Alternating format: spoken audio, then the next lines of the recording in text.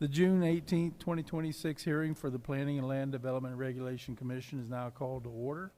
And if I could please have anyone silence any audible devices that you may have. And do we have a flag here? Oh, yeah, and if I could get you to join me for the Pledge of Allegiance. Yeah. I pledge allegiance to the flag of the United States of America and to the republic for which it stands, one nation, under God, indivisible, with liberty and justice for all.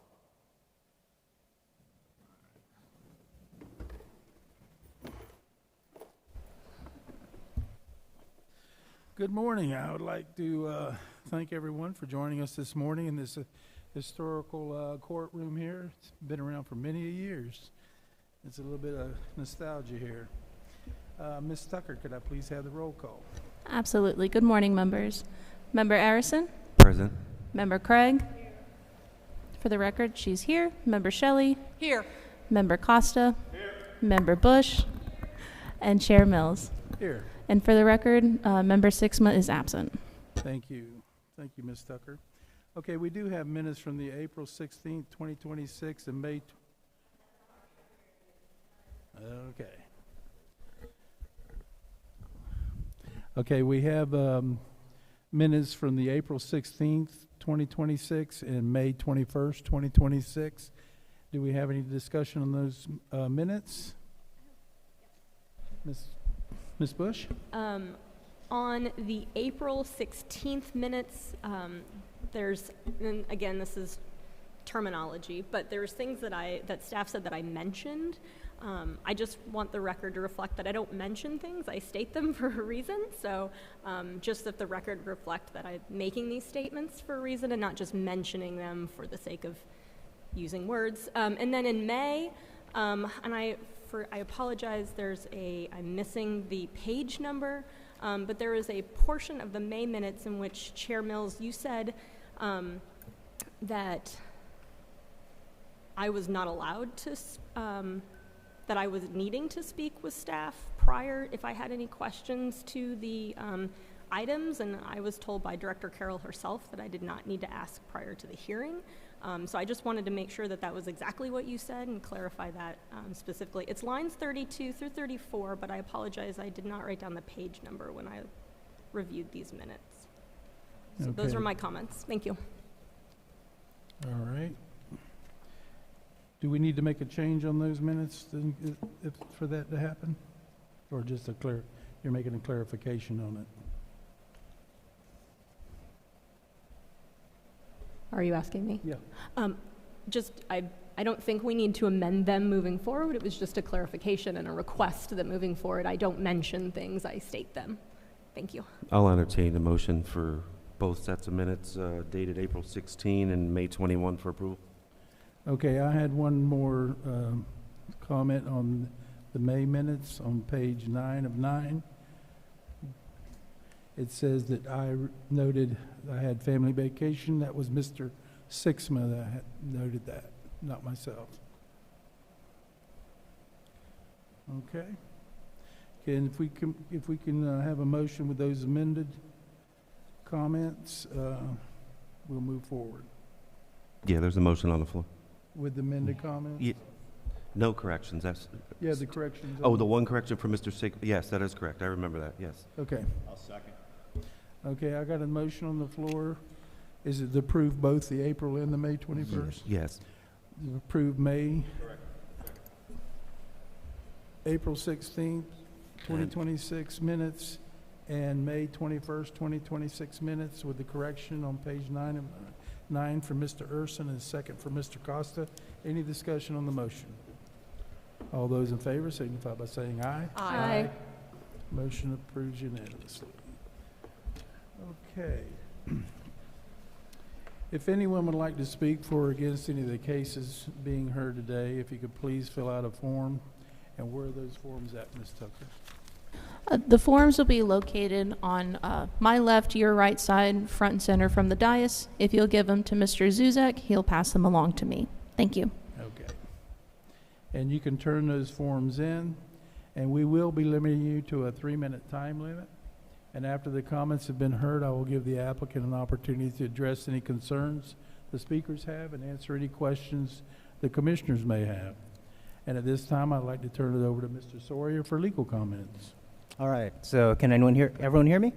I can hear you. All right, thank you, Mr. Chair. So this is for the applicants and members of the public that decisions by this body on cases which rezone real property from one classification to another pursuant to the zoning ordinance are recommendations only to the county council and do not constitute a final hearing. So new evidence may be introduced at the county council public hearing. Decisions on variances and special exceptions made by this body constitute final action subject to an appeal to the county council. And what that means is that no new evidence may be presented at the time of the county council public hearing on the appeal. An aggrieved party that appeals such a decision is confined to the record made before this body. Hearings by this body on rezonings, special exceptions, and variances are quasi-judicial in nature, meaning that this body is acting more like a court and must take into account all oral, written, or demonstrative evidence presented. Their decisions on these cases must be based on competent substantial evidence in the record, and competent substantial evidence has been defined as that evidence a reasonable mind would accept to support a conclusion. I'd like to continue on a little bit about the role of the PLDRC. So when I say they're acting more like a court in a quasi-judicial context, that also means they're acting like a jury and a judge. So when they're acting like a jury, they are the ultimate finders of fact. And when they're acting like a judge, they render the they render the ultimate and final decision.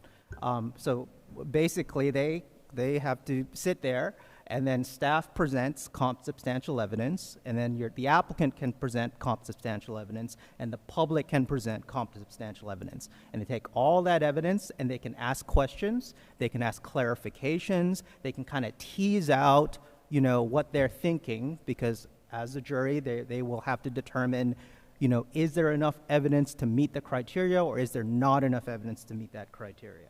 So after they get done with all that questioning, they can deliberate as a body, and staff provides their opinion, but ultimately the PLDRC is the ultimate finder of fact, and they have to do it as a body and as a group. And then after they make a decision, they, someone makes a motion and they vote, then that becomes binding on the entire body. What they are not doing is they are not themselves providing evidence. So they can't submit comp substantial evidence. They act like a judge and a jury. So in the criminal context, you have, prosecutor and the defendant, and they are providing evidence on whether or not some criteria is met. So that's the ultimate role of the PLDRC, is they sit there as the ultimate finder of fact, and they sit there as the ultimate finder of law. But they have to balance the evidence that is actually presented by staff, by the public, and by the applicant. So thank you, Mr. Chair. Thank you, Mr. Sawyer. And while you're on the legal comments, you might want to explain the appeal process. Yes, so when I say an aggrieved party,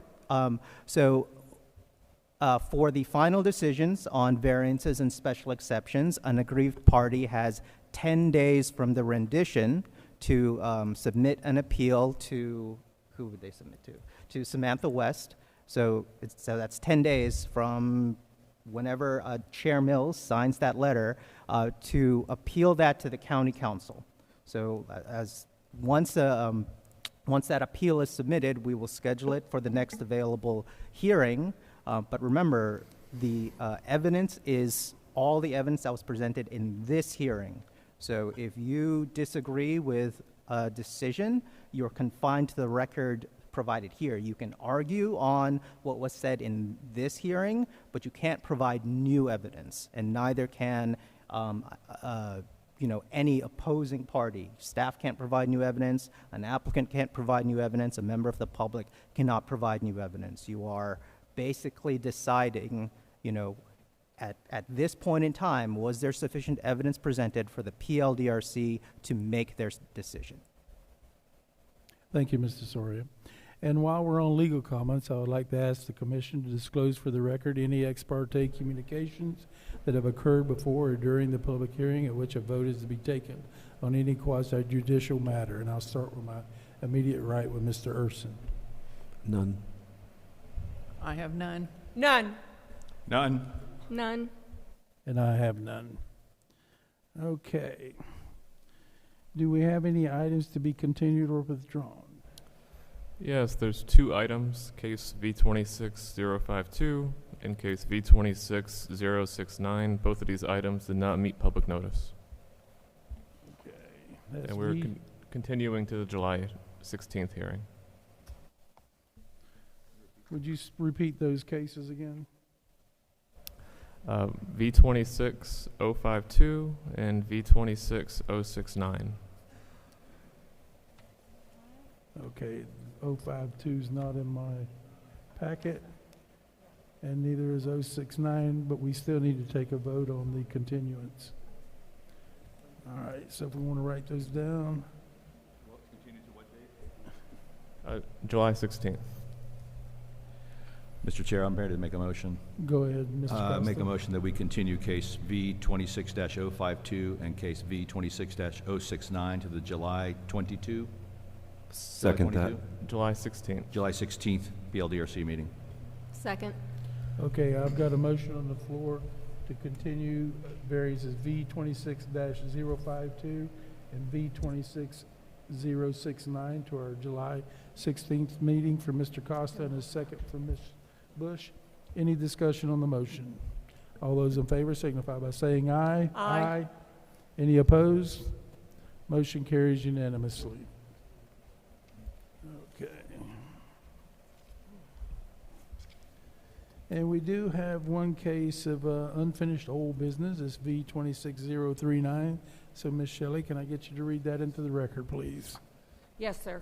Case V-26-039, variances to the minimum yard requirements and maximum lot coverage on urban single-family residential R4 zoned property. Thank you, Ms. Shelley. And this is Mr. Costa. Oh, Ms. Costa, I'm sorry. So, talking to this guy beside me, I always call him Mr. Costa. I get it confused here. No relationship, right? Still no relationship. Okay. Good morning, Board. How are you this Good morning? morning. Good morning. This is a case where our applicant is requesting 2 variances, one for lot coverage and one for the reduction of his rear yard setback for a covered screen room. A little bit of background: the property consists of 7,500 square feet and is located within the Seabridge South subdivision.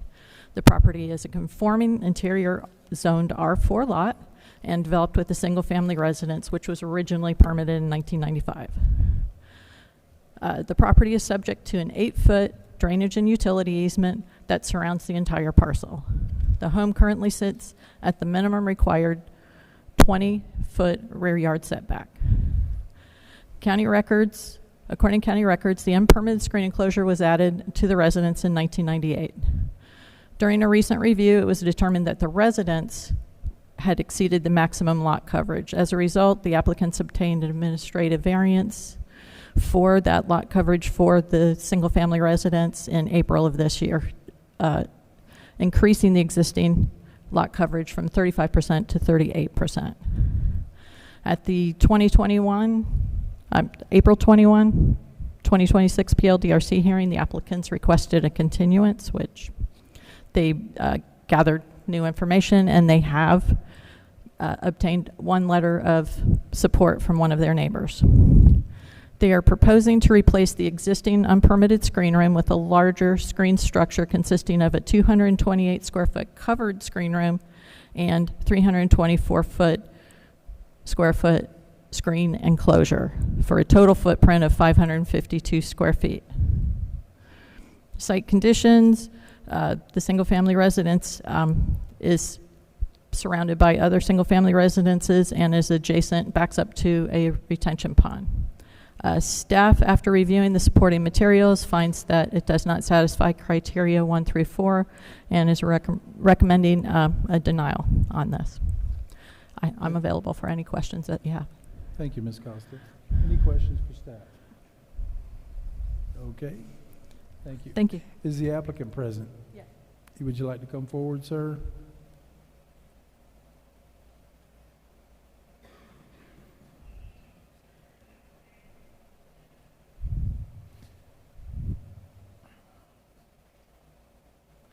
Can I get your name and address for the record, sir? I beg your pardon, sir? Your name and address for the record. My name is James Zuzolo. My address is 7 Sand Dollar Drive. Sir, if you could please speak a little closer to the microphone. I'm so sorry. Thank you. Just my apologies. I will tell you, sitting in front, the acoustics in this room are not the greatest. Yes. My name is James Zuzolo. I live at 7 Sand Dollar Drive in Ormond Beach. Okay. You've heard the staff report. Anything you'd like to add to that? Okay. The back of our house faces due east. Right now there is a screen enclosure that isn't covered. When the sun rises in the morning, it renders that enclosure inoperable.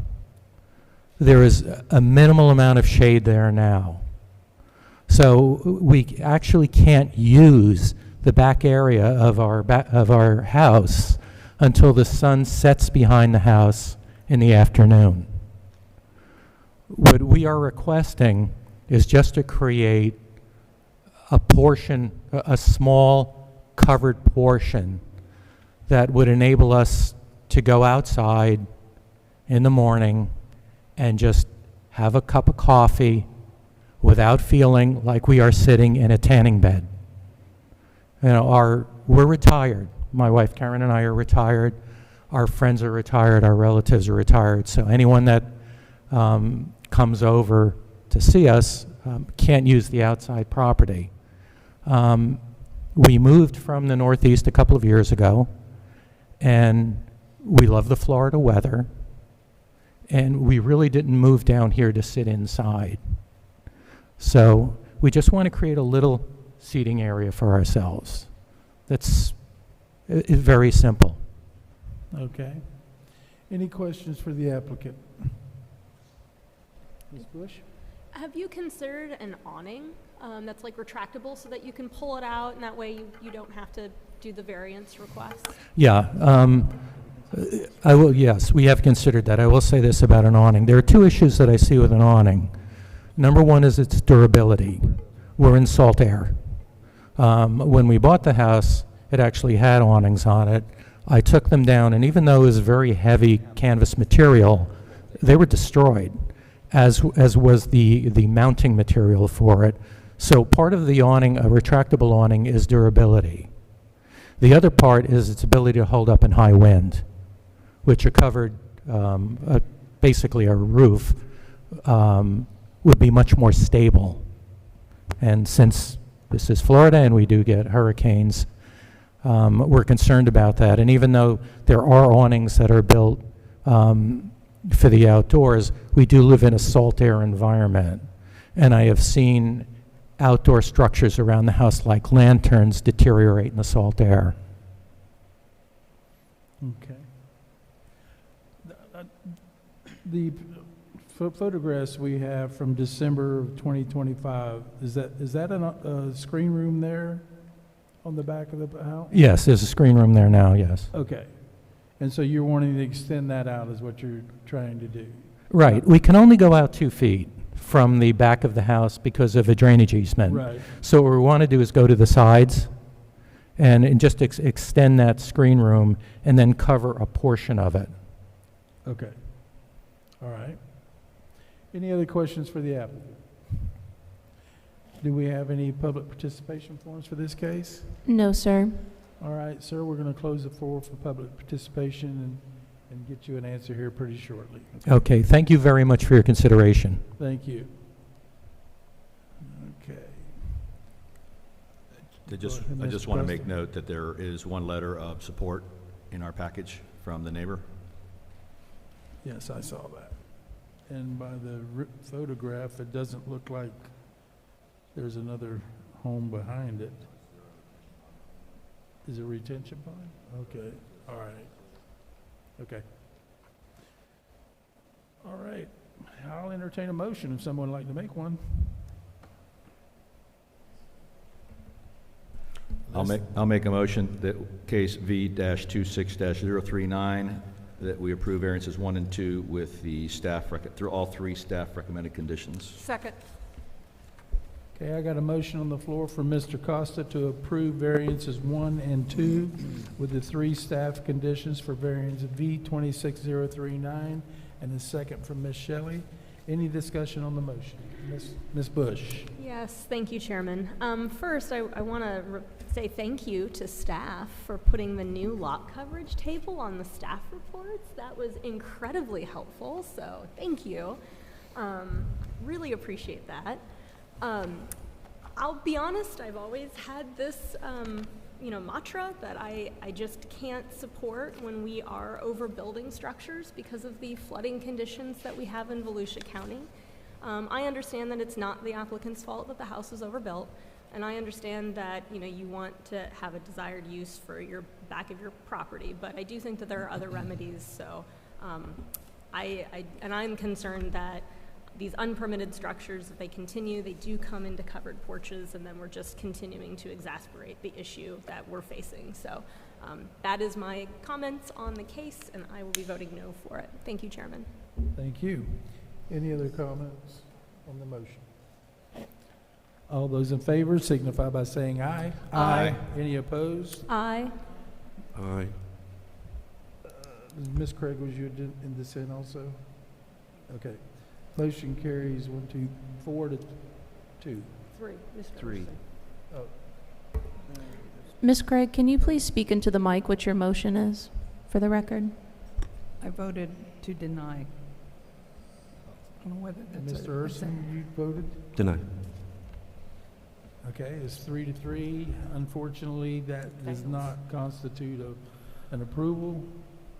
Would you make any other recommendations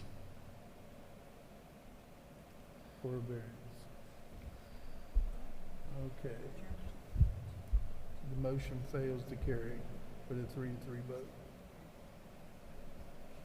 All right. Okay, for the applicant, so any variance needs to be approved by at least 4 members of the PLDRC, and in the event of a tie vote, the question presented fails, and if no other motions are provided, essentially you cannot get a majority of the PLDRC.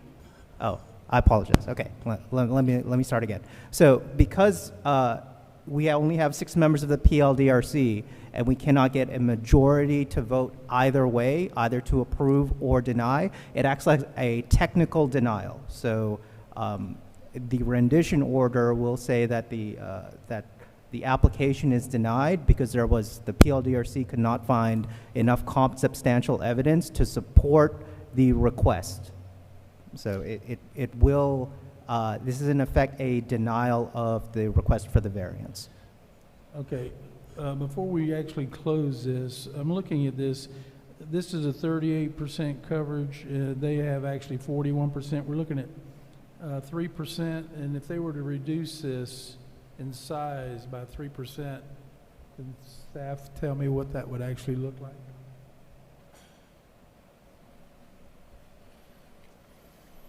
Because it seems like that's the holdup on this variance.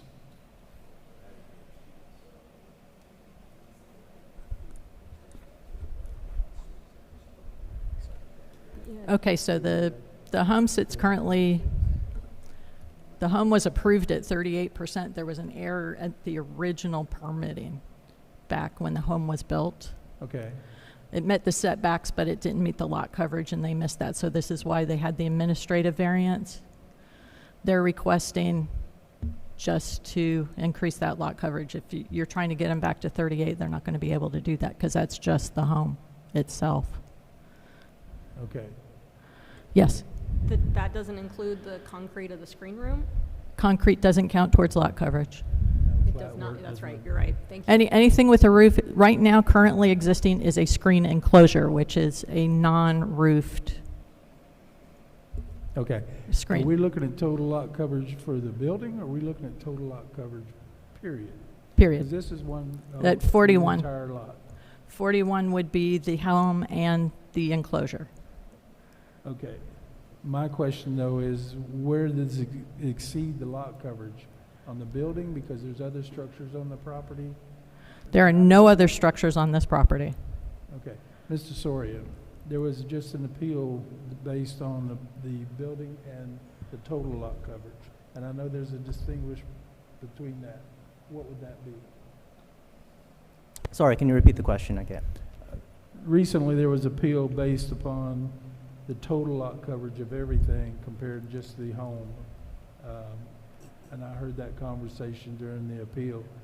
My question is there a difference between the total lot coverage and the lot coverage from this proposed building? No, and no. residence? Lot coverage is calculated for all of the roofed structures that are on site. Okay. All right, just trying to help the applicant out. Okay. Okay. All right, unfortunately, it does not pass because it's 3-3 vote, and we could, well, all right, it's already been approved, so, okay. You can appeal this, that's all I can tell you. All right, Ms. Shelley, can I get now we're into new business, so can I get the next case, please? Case number V-26-043, variance to the accessory structure requirements on urban single-family residential R4 zoned property. Thank you, Ms. Shelley. And Ms. Tucker, this one's yours. Good morning, members. For the record, Kelly Tucker, Planner 1. Today before you, the applicant is requesting 2 variances to develop a 350-square-foot in-ground pool and a wooden deck and the waterfront yard on urban single-family residential R4 zoned property. The property is currently developed with a 2,203 square foot, 2-story single-family residence that was constructed in 1989. The property was purchased by the applicants in April of 2021. This parcel is whole lot 4, block 1 of the Silver Sands subdivision, section C, which was determined vested and eligible for building permits on April 21st, 2022. The subject property fronts along a canal and is an atypical lot. The waterfront setback in R4 is 25 feet, and the proposed pool and deck will encroach into the waterfront yard by 15 feet. Variance 1 is to reduce the waterfront yard from 25 feet to 10 feet for the in-ground pool, and variance 2 is to reduce the waterfront yard from 25 feet to 10 feet for the wooden deck that will surround the pool on 3 sides. The subject property does fall within the Indian River Lagoon Surface Water Improvements and Management Overlay Zone, also known as Class 2. The requirement of this Class 2 ordinance is to provide a volume of stormwater retention and at least 35% of the lot to be planted or maintain natural and native vegetation. A Class 2 plan was submitted and reviewed by environmental permitting, and they do not object to the variance on a conceptual level. However, the applicant will be required to get a Class 2 permit when they do apply for the building permits for the pool and deck. Staff does recommend denial for variances 1 and 2 as they fail to meet criteria 1 through 4 for granting a variance. However, if the PLDRC does find that the applicant has presented competent and substantial evidence for granting said variances, staff has provided 3 conditions for consideration on page 5 of your staff report. I'm available for any questions. Thank you, Ms. Tucker. Any questions for staff? Ms. Bush? Thank you, Chairman. And I apologize if I've asked this in the past, but can you remind me why the purpose of adding in-ground pools, that change in 2021 with Ordinance 21-14, why in-ground pools was added to meet the front yard requirement? Just to clarify, you're asking why it went from 10 feet to 25 feet? No, in that ordinance as well, to me it looks like the terms in-ground pools was added to the ordinance, so I was just curious as to why in-ground pools was added.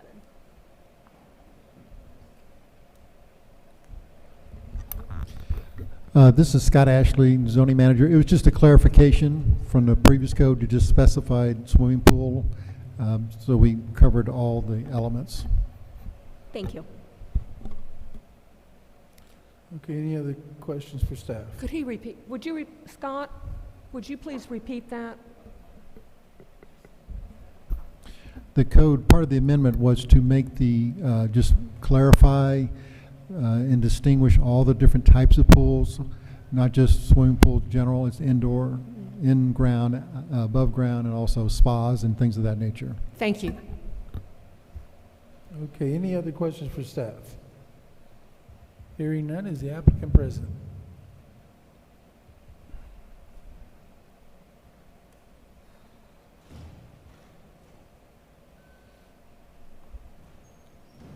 Good morning, sir. Could I Good get your morning, name and Board. address for the record?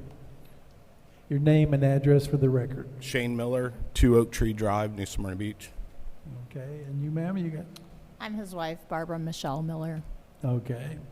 You've heard the staff report. Anything you'd like to add to it? Yeah, I would like to, if you guys can look at the survey, you'll notice that we have a county drainage easement on the property line where the pool could possibly go on the other side, but we also have a lot of mature oak trees on this property, and we're trying to work, you know, environmentally with what we have. It's a real special piece of property.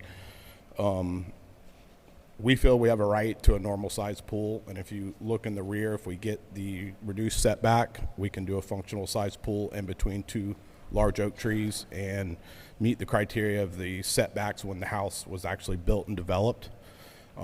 If we went anywhere else, we affect all sorts of things, including being really close to the county easement line where the storm drainage for the road of oak tree drains into the waterway behind us.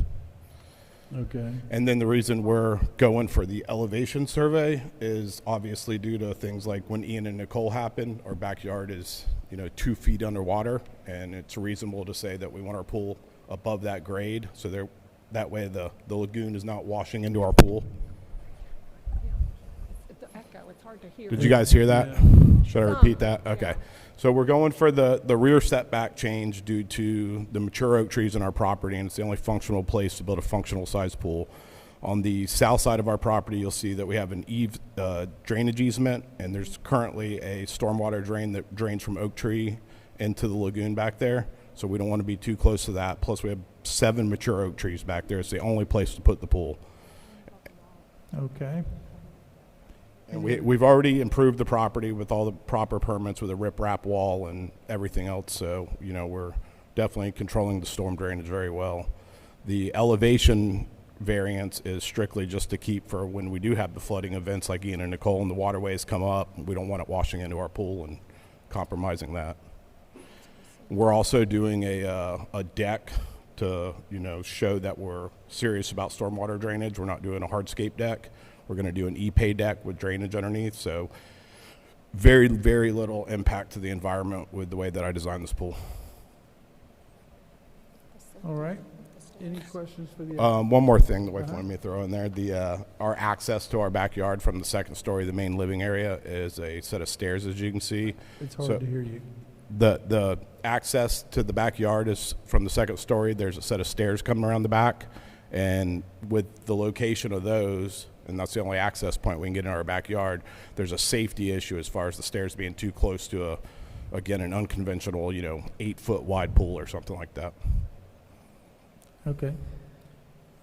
Do we have any questions for the applicant? Ms. Bush. Yes, thank you, Chairman.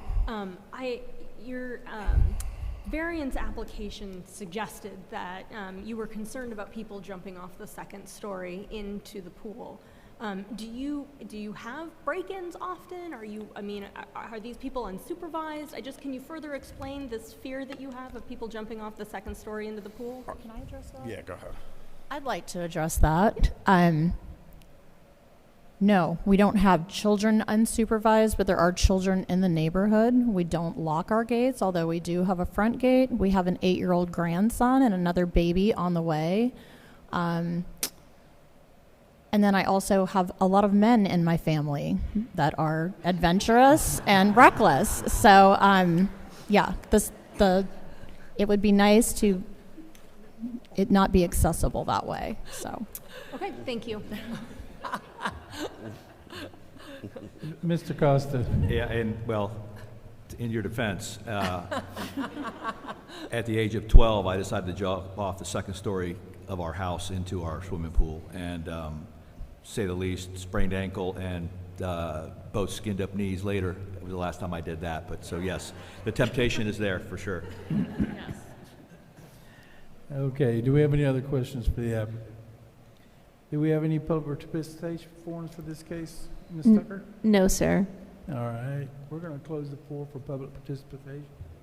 Go ahead. I have one more question real quick. So just to recap, the location of the pool actually also saves a couple of trees in the process? Yeah, we have 7 you know, probably pushing 100-year-old oak Specimen trees. trees? Yeah, Oak trees, you said? Large specimen trees, Okay. 36 inches or more. So if you moved it, if you put it within the setback, we were removing several trees, is what you're There saying? would be an issue where we'd have to reconsider and remove some of the trees. All right, thank you. Okay, we're going to close the floor for public participation, open up for commission discussion, and give you an answer in a few moments. Okay. All right, guys, any discussion on the request?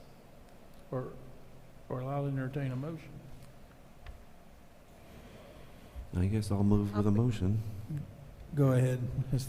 Urson. Okay, approve V26043 with the 3 staff recommendations seen on page 5. Second. Okay, thank you, Ms. Urson. We've got a motion to approve variances 1 and 2 with the 3 staff conditions for variance V26043 from Mr. Urson and a second from Ms. Shelley. Any discussion on the motion? Ms. Bush. Thank you, Chairman. First, I want to compliment staff, I'm trying to do that more often, on the analysis of variances, of the analysis of criteria 1 through 4. I disagree with the, I will state, however, I'm of the intent that according to staff's GIS review, none of the pools are closer than 10 feet, and which is exactly what the applicant's seeking. From an aerial review, I didn't see those magnificent, gorgeous oak trees that he's speaking of in between where they were intending to put the pool and the back of the home.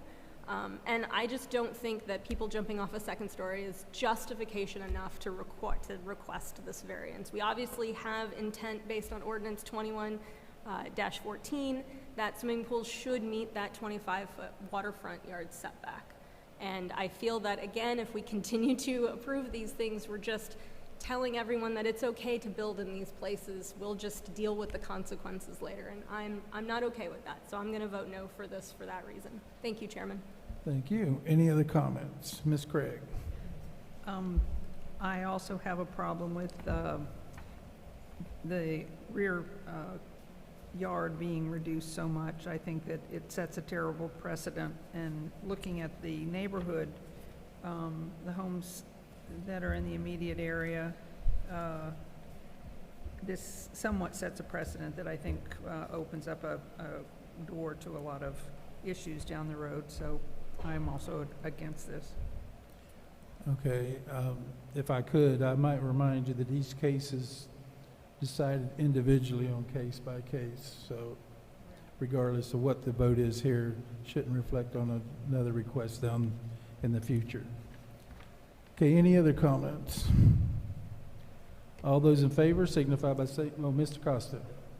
I'd like to just make this comment. This is directed at the applicant, that you still have an opportunity to withdraw and have this continued to the next meeting if you feel that this may be denied at this particular time. I'll give you that 30 seconds to, there you go.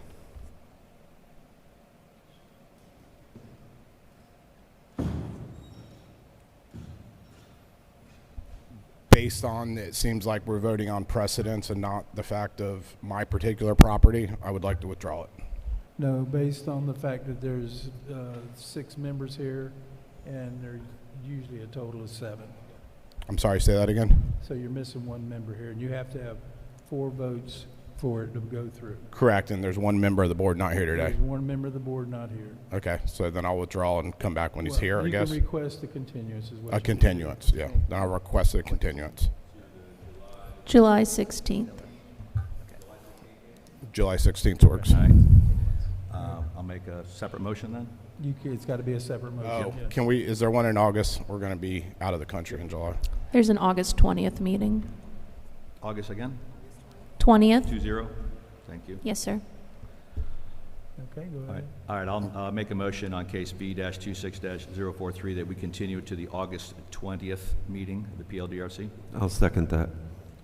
Okay, and Mr. Soria, should I take the first motion? Or Mr. Urson, Have it drawn. technically you should, unless Mr. Urson withdraws your initial motion, then we proceed with Mr. That's Costa's where I motion. wanted to go, but yes.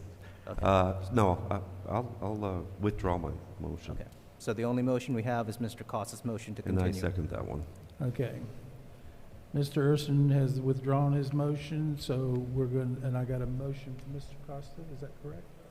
Who seconded? Me. Oh, okay. I got a motion from Mr. Costa to continue V 26043 to our August, what date is it? August 20th. August 20th meeting. And a second for Mr. Urson. Any discussion on the motion? All those in favor signify by saying aye. Aye. Aye. Motion carries unanimously. Okay, thank you, Board.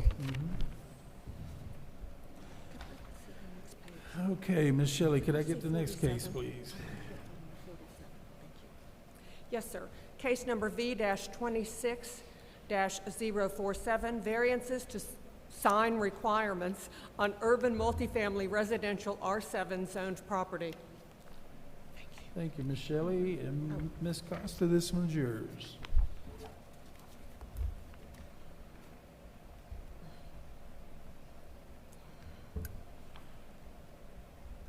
Good morning again.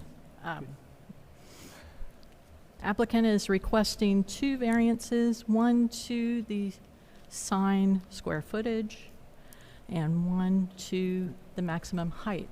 Laura, of please the speak sign. into the mic. Yeah, we can't hear you. Can you hear me now? Better. Yes. Okay, sorry. Speak real close. Let me You get a almost little gotta closer eat it. here. Okay. So applicant is requesting two variances, one to the maximum square footage of the sign and one to the maximum height of the sign. This is a residentially zoned property, R7, which is permitted a sign of 16 square feet. They are requesting 21 and a half square feet in area, and the maximum height is 12 feet, and they are requesting 32 feet for a wall-mounted sign. Background on the property consists of 8.79 acres on West Minnesota Avenue, approximately 800 feet from North Volusia Avenue, on US Highway 1792. Property is currently under development as a 68-unit multifamily complex consisting of 3 buildings. A final site plan development order was approved for the project on August 16th, 2024.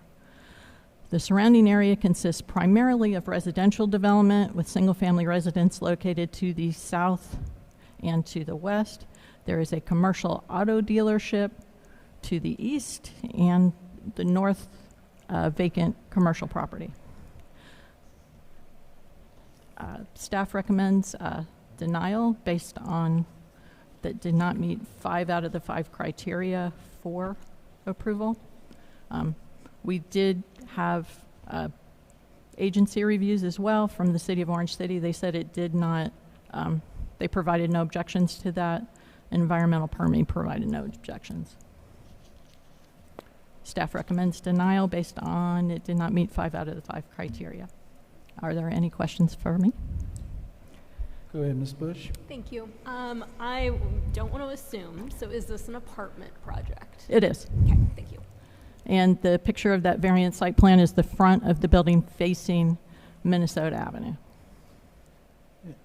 And also, Ms. Costa, I'm looking at the zoning classification. Across the street from this R7 zoning is R4 zoning, is it not? It is. Okay. And to the north of it is agricultural zoning.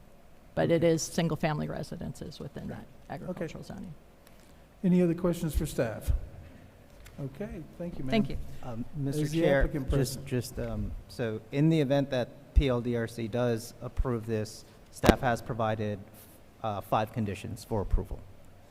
Oh, in the event that PLDRC does approve the requested variances, staff has provided 5 conditions for approval in your report. Good morning. Could I get your name and address for the record? Good morning, Addie Mentry, 13266, Bird Drive, Odessa, Florida, 33556. Close. Is it? Can you hear me? You got to get close. Okay, all right. Okay. Addie Mentry, 13266 Bird Drive, Odessa, Florida.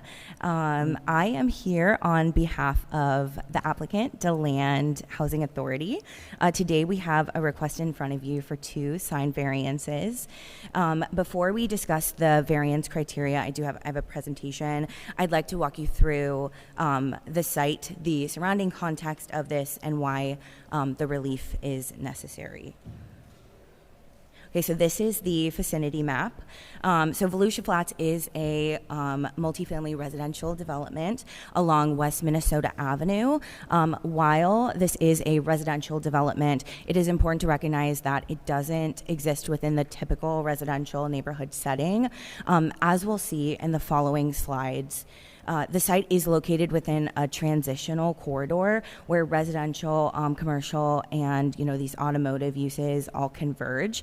So this context is important when evaluating the visibility, identification, and wayfinding needs of the sign. Next slide.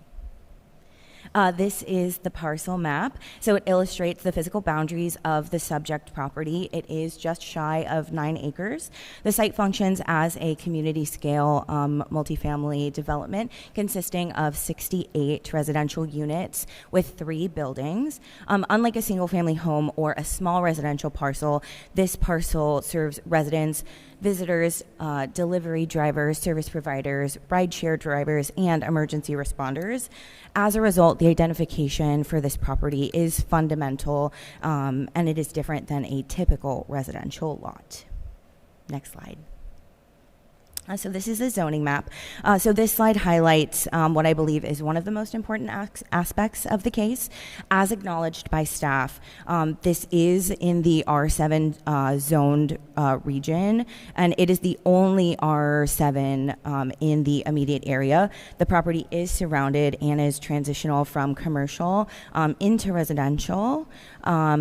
We are not necessarily suggesting that the zoning context creates alone the hardship. Rather, it is in combination with the mixed-use surroundings, the scale of the multifamily development, and the visibility conditions that create unique circumstances.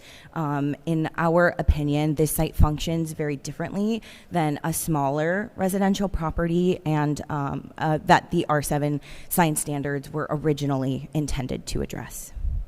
Next slide. So our variance request, as Laura said, one is to increase the size from the allowable 16 square feet to 21.5 square feet, so an additional 5.5 square feet, and then to exceed the maximum allowable height from 12 feet to 32 square feet, and that is because we are proposing a building sign that's architecturally integrated to the 3rd story on the building that faces Minnesota. So those are the 2 requests in front of you. Next slide. So this is a zoomed out of the entire site plan. It is a long, narrow, skinny development. You can see here. Next slide. This provides a little more context. So this is building 1. This is the building that will house the sign. It is in red there. The building is set back 66 feet from the property line, and then it is additionally set back 31 feet from the right-of-way where vehicular traffic would be actually viewing the sign. So it was selected because this is the best opportunity for visibility from both directions. You'll see a little later in the presentation, I have some exhibits that show the sign on the building. But it is architecturally integrated into the building and serves as a part of the overall design of the building. Next slide. So this is the proposed sign. So it reads Volusia Flats. It is mounted on a raceway, and it is boxed at 21.5 square feet. It is facelit channel letters. We'll talk about the illumination in a little bit, but really this is not to serve as a commercial advertising or further messaging. It really is simply identification of the residential community for people, guests, visitors, rideshare, emergency responders who will be identifying this property. Next slide. And this is in context with the building elevation rendering that was submitted. This is what it will look like. Next slide. So this is traveling west. It's a little blurry because I wanted a real life photo traveling. So I took this while I was driving, not the safest, I don't recommend. But this is traveling west on Minnesota. So this is what the sign would look like. We are limited. There is foliage trees in the right of way and also along the main frontage that was required for the development. And so a freestanding sign, while that is preferred by the county, and we respect that, we don't believe that that would be the best solution for visibility for the development, which is why the sign is proposed and why we have only asked for 5.5 square feet above what we're asking, what is essentially allowed for square footage. Next slide. And then this is traveling east. So as you can see, the condition of the visibility still remains for like a ground sign. It illustrates when motorists are approaching from either direction that it is not favorable to have a ground sign here, and that is why the building signage is proposed. Next slide. So before discussing the variance criteria, I wanted to quickly provide the commission with an industry reference regarding sign visibility and readability. The proposed volusia letters are approximately 14.75 inches in height. According to the U.S. Sign Council visibility and letter height data, so Minnesota is a 30-mile-per-hour road. We know not everybody goes 30 miles per hour, but if we're taking that data, a motorist then travels approximately 44 feet every second. That means the driver approaching the property is continuously processing roadway conditions, driveways, traffic, pedestrians, and directional decisions, while simultaneously attempting to identify the development. The purpose of this requested sign is not to add more commercial messaging or advertising or branding. It is to provide appropriate letter sizing and spacing that allows the site to be identified early enough for motorists to recognize the development and safely determine where they need to turn. I think it's particularly important because the staff report concludes that a 16 square foot sign would provide adequate identification. While the staff report did have photos in there, there was no kind of visibility study or letter height analysis to support that claim. The industry data demonstrates that letter height is directly related to readability and supports the need for the modest additional sign increase before you. Next slide.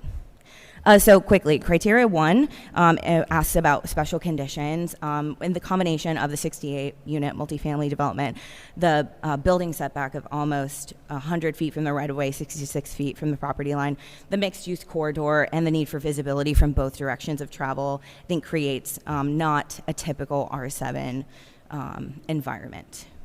Next slide. So the literal interpretation. So the issue is not whether a sign can be installed. A sign absolutely can be installed. The issue is that whether that sign is functioning effectively for wayfinding and public safety.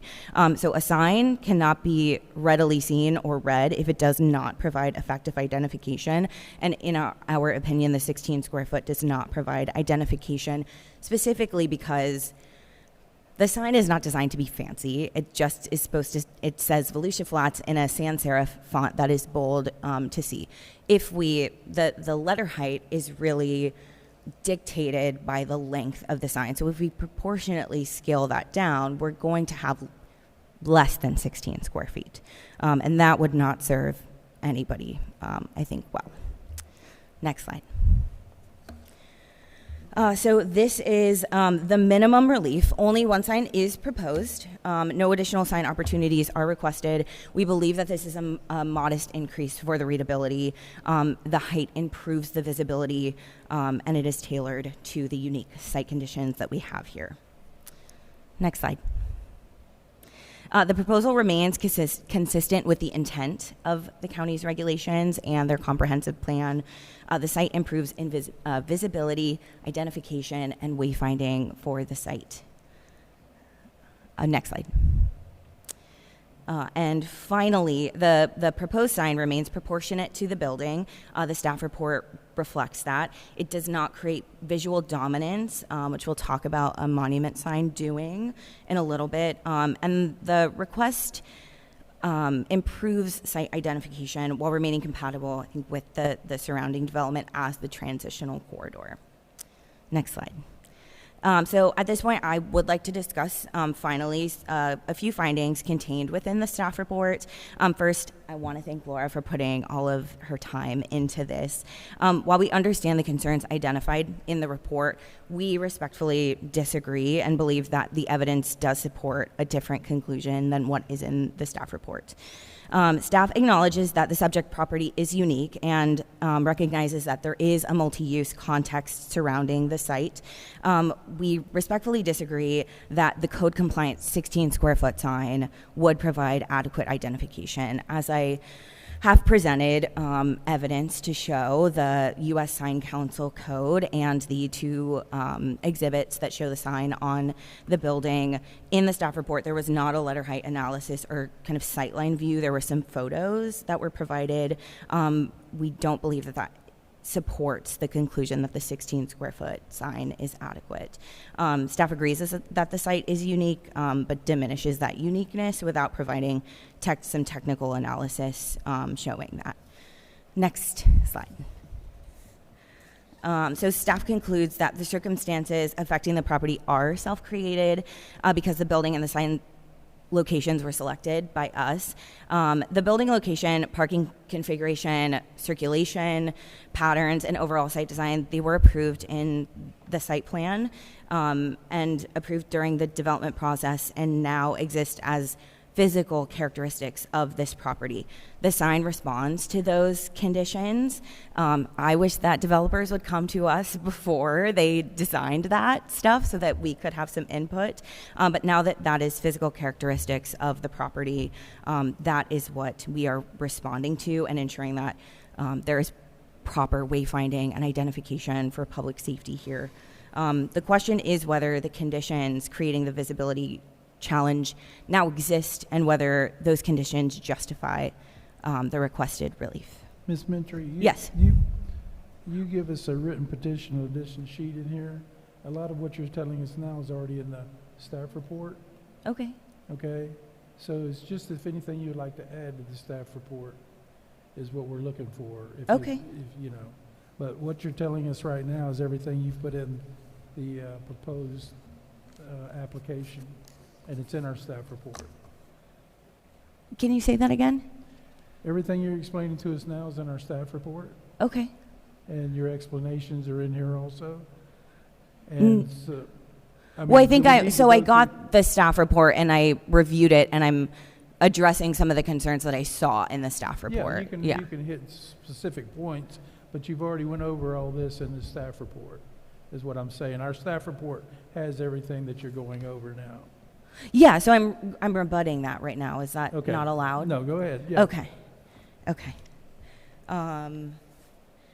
So criterion 2. Okay, staff concludes that the circumstances affecting the property are self-created. We do not believe that. We believe that the sign responds to the physical conditions. Next slide. Staff notes that the sign can be installed without a variance. We agree that a sign can be, but that would be at the code requirement. And the issue is not whether a sign can be permitted. The issue is that the sign that is allowed per the R7 code, if that is effective or not. Based on the hardship with everything that we've presented, we don't believe that the code compliant sign for an R7 district is effective for wayfinding, identification, and public safety. Next slide. Staff also questions whether the requested relief is the minimum requested relief. We believe that that is so. It's one message. It's not fancy. It's Volusia Flats. There's no commercial advertising or promotional messaging in there. I do believe that we did analyze other signs, and the staff report repeatedly references a monument sign that is a preferable alternative for the county to achieve the comparable visibility that we would have with this sign. We would have to have a larger sign structure, larger, or maintain this copy, potentially add additional height to achieve this comparable visibility, making it a more intrusive solution to this site instead of allowing for the wall sign. Additionally, the trees and landscaping that are in both Laura's photos and mine continue to affect the visibility of a ground sign. So we believe that the building sign that is proposed is the minimum relief that is sought. Next slide. And finally, the staff concludes that the sign area itself is generally compatible with the surrounding area, but expresses concern regarding the illumination. I completely understand we do not want light pollution to other residential homes and appreciate staff raising that question. No photometric study was requested during the review. If a photometric plan had been requested during the review, we would have submitted one.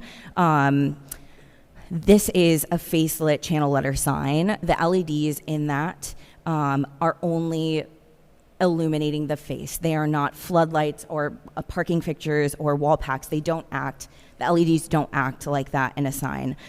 If the commission shares staff's concerns about the illumination, we are happy to accept a condition of approval with the submission of a photometric plan for permitting to ensure that we are complying with the lighting, but our standard sign lighting is in line with what is allowed per the county code.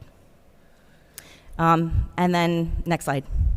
In closing, we believe this is a modest request for a single building-mounted identification sign serving the multifamily residential community. The request is intended to improve visibility, readability, identification, and wayfinding. The sign is architecturally integrated into the building. It remains proportionate to the structure, and it responds to the unique site conditions that exist today. While the staff report suggests that a monument sign may be preferable, we believe that the proposed wall sign is actually a less intrusive solution. It utilizes the existing building architecture and avoids a need for an additional freestanding structure. We also believe that any illumination concerns can be effectively addressed through a permit process with the photometric plan. For those reasons, we respectfully request your approval, and I'm here to answer any questions. Okay. Any questions for the applicant? Mr. Costa. That was a lot. I know. I like to be very thorough. I just want to point out one thing to you, as I'm assuming you are aware of it, but also to the commission here, is that we have an email response from the city of Orange City, that says that at this time, the city has no objections or comments regarding the proposal since it complies with all applicable city code requirements. So you have I consider that a letter of recommendation or approval from them. Thank you. Other than that, this is a curiosity question. Is this a affordable housing complex? It is, okay. yes. So yeah, I think they would give them that panache to having this. I prefer, personally as a builder, I prefer to have signs on the building than on the street. Yeah. From a visibility standpoint. Yeah. But that's it. Thank you. Thank you. Okay, any other questions? Ms. Bush? Yes. The staff report mentioned that no photometric data was provided on the sign. Have you since provided that or done any of that? I have not provided it. It was currently in the works, but it is not done from the manufacturer yet, so I didn't have that to provide today. Okay. Yeah. I noticed that the illuminated sign is right below a unit, I imagine. Is there any architectural features that you're adding to ensure that light pollution doesn't spill into that unit? Yeah. So the photometric plan will show that the lighting is calculated from the face, and when it is distributed outward, it is actually light is not distributed outward from this sign. There is actually no light pollution. The photometric plan will support that. So there is no need. If the commission would like a condition on that, I think that we are fine with that. There is no current solution for that, but we don't believe that there will be light pollution for that resident.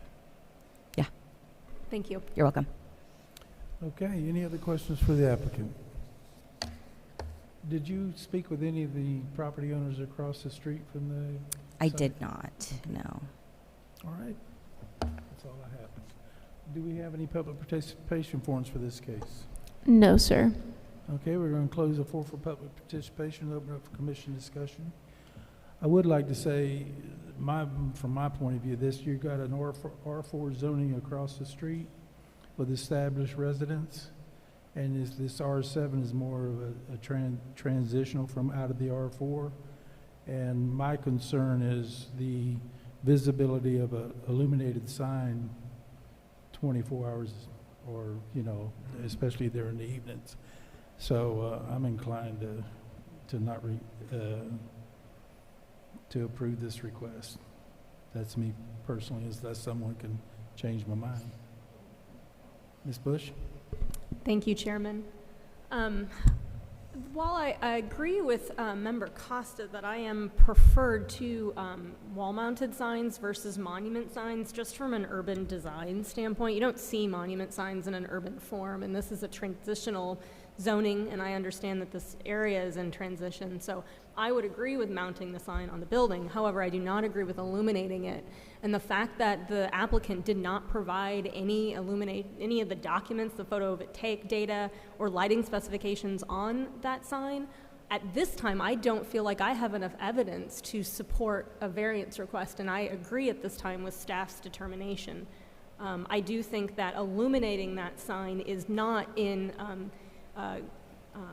is not appropriate for the area at the time. Maybe in the future, and it doesn't, they can swap that sign out in the future, but I'm of the notion that if we are to allow this, that it should not be illuminated to keep in the character of the community. Thank you. Mr. Costa? Well, to your point, what would be the difference between a monument sign that's illuminated and the building-mounted sign that's illuminated? They both would be illuminated in the evenings.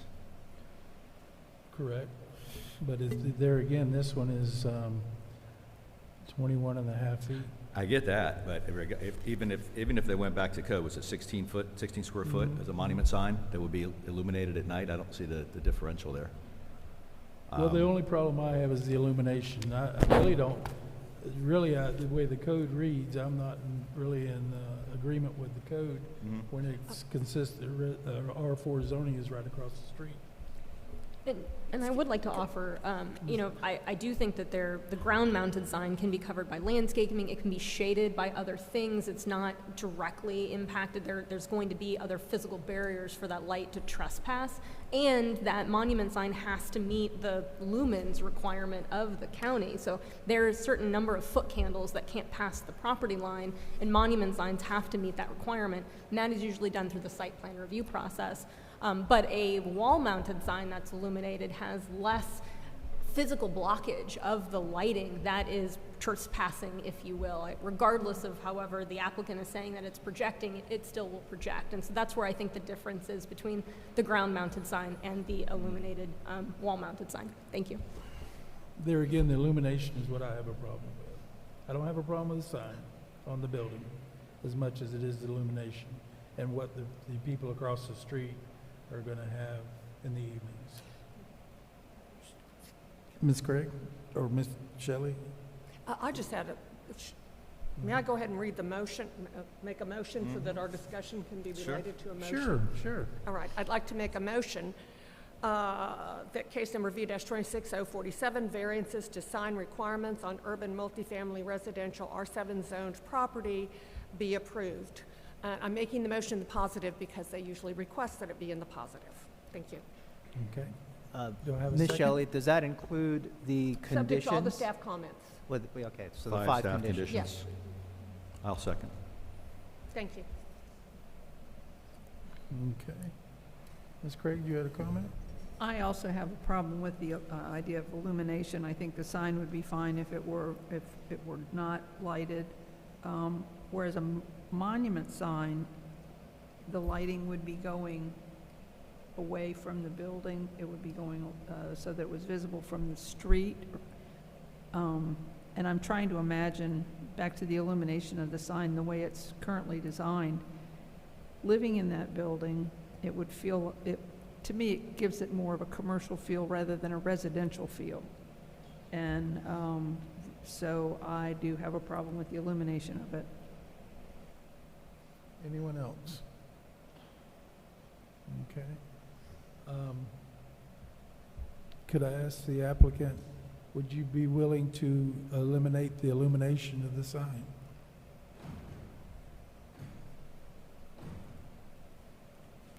Yes. Yes, And can you just hear me? have Yeah. this- Yes, we would accept a condition to have this as a non-illuminated sign. To Commissioner Bush's points, we weren't asked to provide a photometric plan for this, and if we would have before the staff report came out, we would have provided that information. We are working on it, which is why in my presentation I did say that we also would accept a condition for approval on the permit if we submitted the photometric plan. So we're in process of that. We just didn't get, we weren't asked by staff, and we didn't get it until our staff report. But we would accept a condition if the commission feels strongly about the illumination. We would accept a condition to make it a non-illuminated sign. I do have a question, and Ms. Bush brought this up too, about the resident. Could we talk about downlighting so that there is some visibility at night? I think our concern is that it wouldn't, if it's not illuminated, then that would cut nighttime visibility for the site. Ms. Bush? Thank you. I appreciate that you're addressing that, but I'm curious, how do first responders find other residential properties that might have an address sign on that isn't illuminated? So I'm sure that emergency responders have wonderful systems, and they come to sites all the time. We also get questions, about GPSs and technology and things. That doesn't negate the need for positive identification for the physical site. So while we're not only thinking about first responders, this is also a multifamily apartment complex, so it's not ownership in perpetuity. There's also rideshare and guests and things. So that's my answer. Okay, thank you. Okay, so what you're saying is you... But we would accept a condition if you feel strongly about the illumination. We would accept a condition that the sign has to be non-illuminated. Okay. That's my biggest concern, is the illumination of this sign. Mr. Costa, you had something to say? Well, I'm just looking at the changes that we would make to the motion. If I can discuss those now, would that be fine? Yeah, but first of all, we'd have to get Ms. Shelley to withdraw her motion so we could... I'll be glad to withdraw the motion. Okay. Go ahead, Mr. Costa. All right, in that case, I'll just do a new motion altogether. So I make a motion on V26047, variances 1 and 2, that we approve them with the following staff conditions and corrections. Condition number 1 is to strike facelit. Condition number 2, strike facelit. Condition 3 is stricken completely. Condition 4 is also stricken completely. And condition 5 remains. Second that. Do I miss one? No, I would just, Oh. I would like to go with the condition... Yes. well, What page is It's on page 7. it? Page 7. That's what I got. Okay. You want to strike condition 3.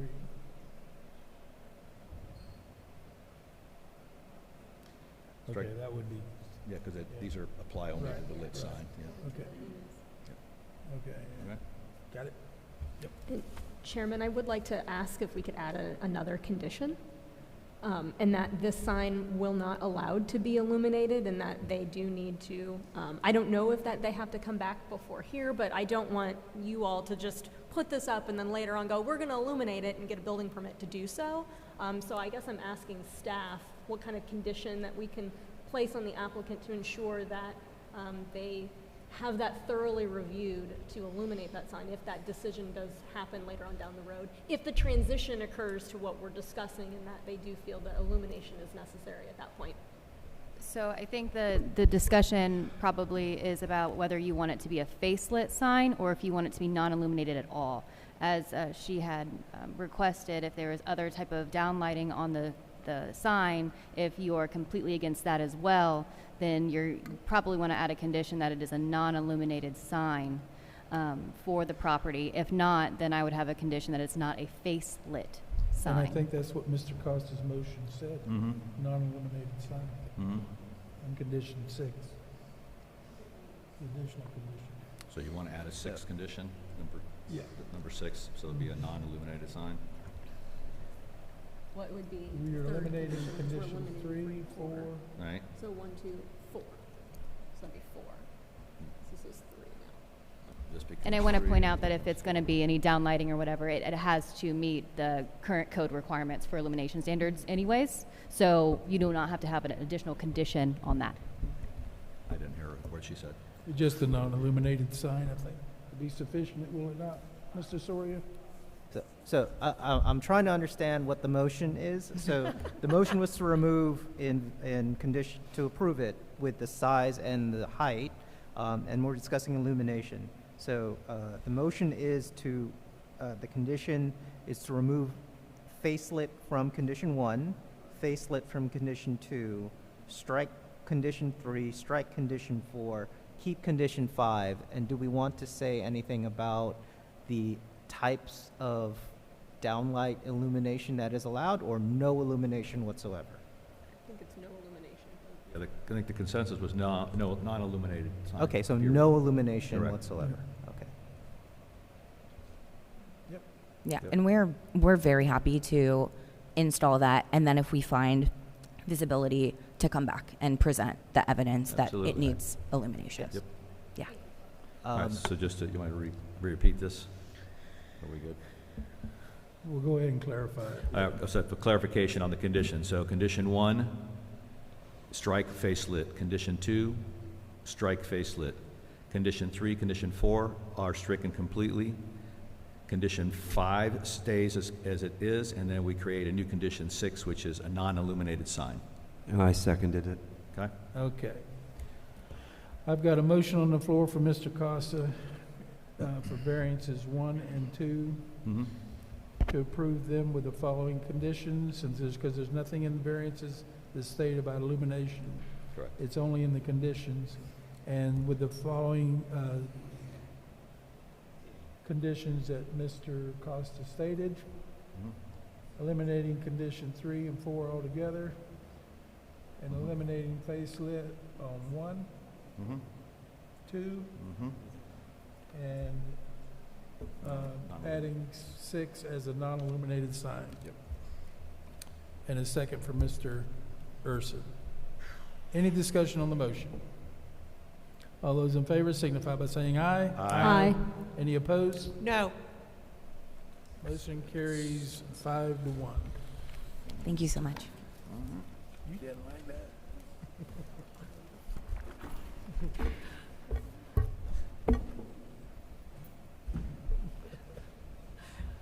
Can I get the next case, Ms. Shelley? Yes. Case number V-26-060, variance to the accessory structure requirements on rural mobile home, MH3 zoned property. Thank you, Ms. Shelley, and I might add that Mr. Costa is recusing himself on this case, so we're going to have 5 members. Okay? Ms. Tucker, this one's yours. Good morning, members. Again, for the record, Kelly Tucker, Planner 1. I do want to notate that there is going to be a correction to the staff report. Before you, you have a site plan that shows the corrected dimensions of the barn being 30 by 80.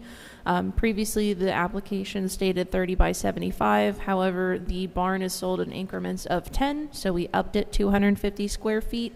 So the total square footage of the proposed building is going to be 2,400 square feet. With that in mind, the subject parcel is part of the Surrey Farms Unrecorded Subdivision 547 and was deemed vested and eligible for building permits on April 8th, 1982. Property was purchased in November 2006 by the current owner and was developed with a residence that is close, or it was previously developed with a residence that is close to the proposed location of the pole barn. However, a new 2,020 square foot residence was constructed in 2021. The subject parcel is mostly located within flood zone A, which if you look on the screen before you is the blue zoned area. The small pockets of white are going to be flood zone X. The applicant is proposing to develop the building within the flood zone X portion for avoidance and minimization to the impacts of the floodplain. Variance 1, and the only variance today, is to reduce the west side yard from 25 feet to 18 feet for the proposed pole barn. While the owners have an active agricultural exemption on the property and the building is going to be used in association to that agricultural use, the applicant stated that they still wish to continue forward with the variance request in case the property is sold in the future or the agricultural exemption use is no longer taking place. Due to this request, staff analyzed the report request as if there was no agricultural exemption and would require full permitting and compliance with the zoning and land development code. Environmental permitting has reviewed the variance request and did not have any objections. Staff recommends approval for the variance as it met 3 of the 5 criteria for granting said variance, and staff has also provided 2 conditions for consideration on page 5. I'm available for any questions. Thank you, Ms. Tucker. Any questions for staff? Hearing none, is the applicant present?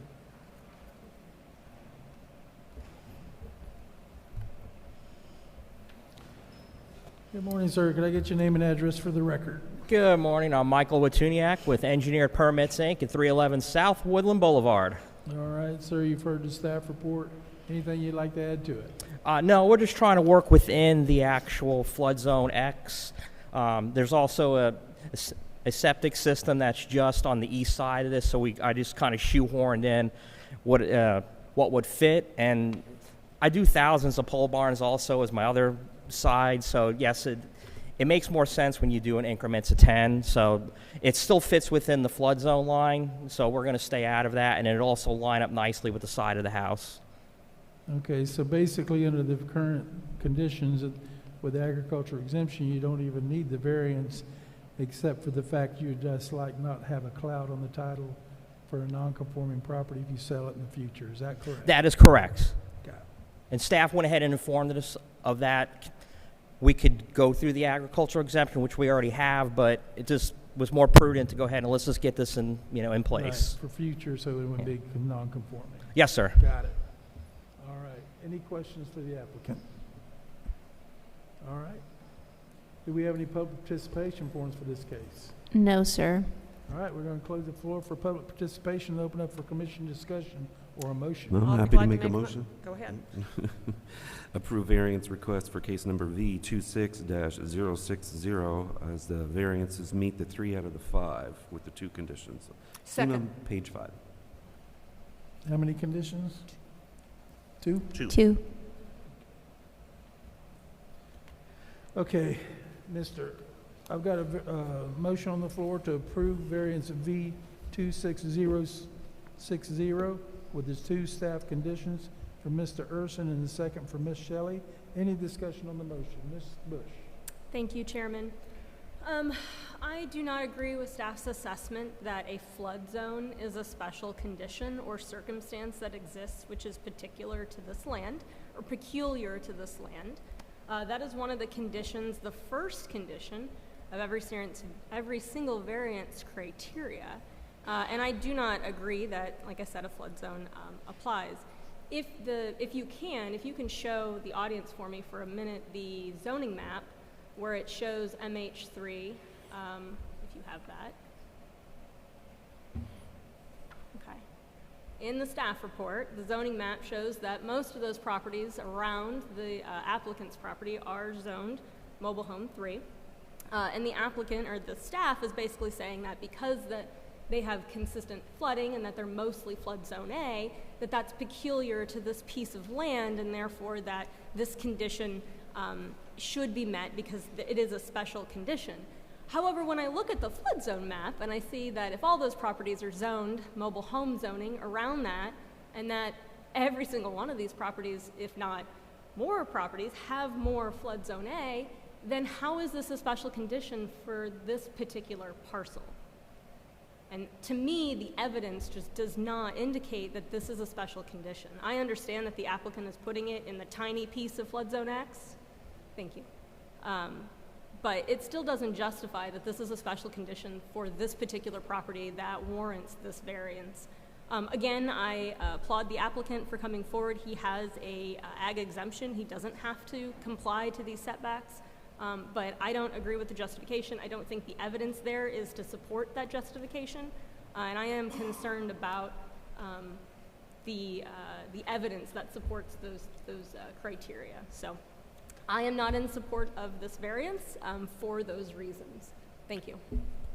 Okay, Ms. Bush, so it's just the one criteria that you don't agree with? Is that correct? Yeah, well, there's two. I don't agree with staff's justification that a special condition or circumstance is not the result of the actions of the applicant.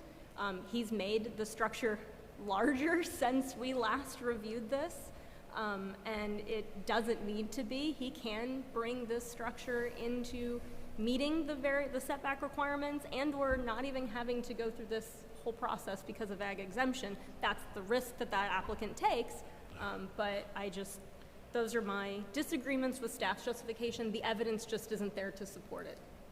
You know, and Mr. Soria, correct me if I'm wrong, we only need 3 of the criteria. Yes, it's 3 of the 5. So, but once again, as I stated, staff provides their analysis, but the PLDRC as a whole is the ultimate finder of fact.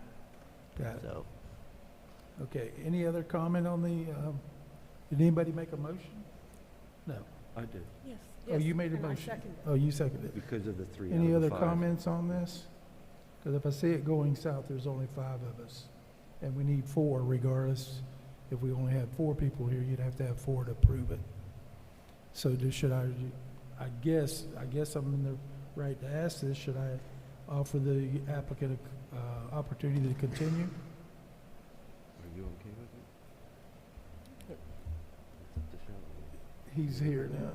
You okay with it? Let me, whatever I'm interested in what he has to say. Would you want to continue it? I'd like to go ahead and continue this meeting so we can regroup and gather some more information until the July meeting. Okay. And one of the concerns that Ms. Bush put out there was that you increased the size, but it's my understanding you increased the size because of the construction. Yes, a typical pole barn construction operates better when there are in even increments of 10s and 12s. Okay. All right. And we're still within the flood zone X, but I'd like to put together a little bit more information for you. Okay. So I will therefore withdraw my motion and then make a motion to move to, Continue to our next yes, date the July meeting. in July. What is- 16th. What is that date? Ms. July Tucker? 16th. 16th? Yes, sir. Okay. Okay, I got a motion on the floor for Mr. Urson to continue case V 26060 to our next meeting in the July 16th, and a second from Ms. Shelley. Any discussion on the motion? Ms. Bush? Thank you. Right now, I'm looking at a very zoomed-in section of mobile home zoning in a flood zone.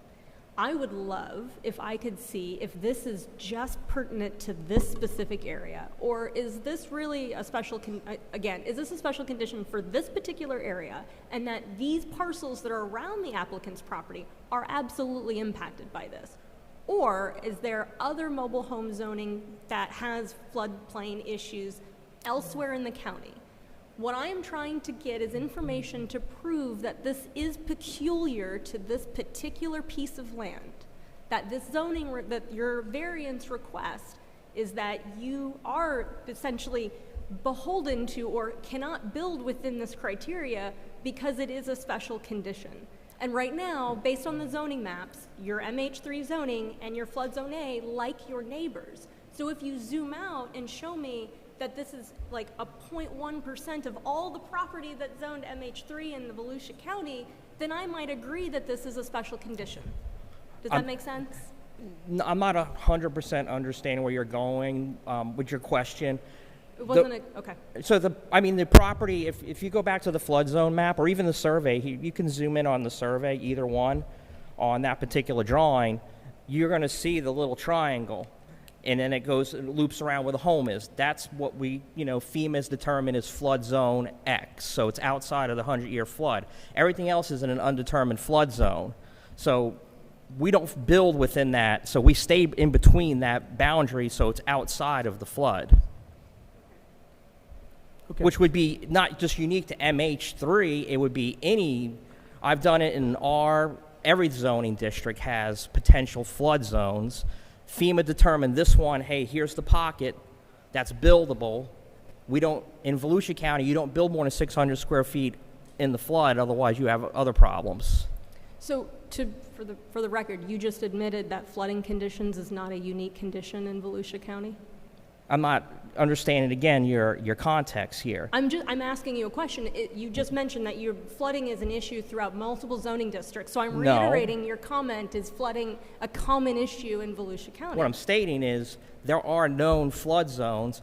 Is this a boundary that FEMA came up with?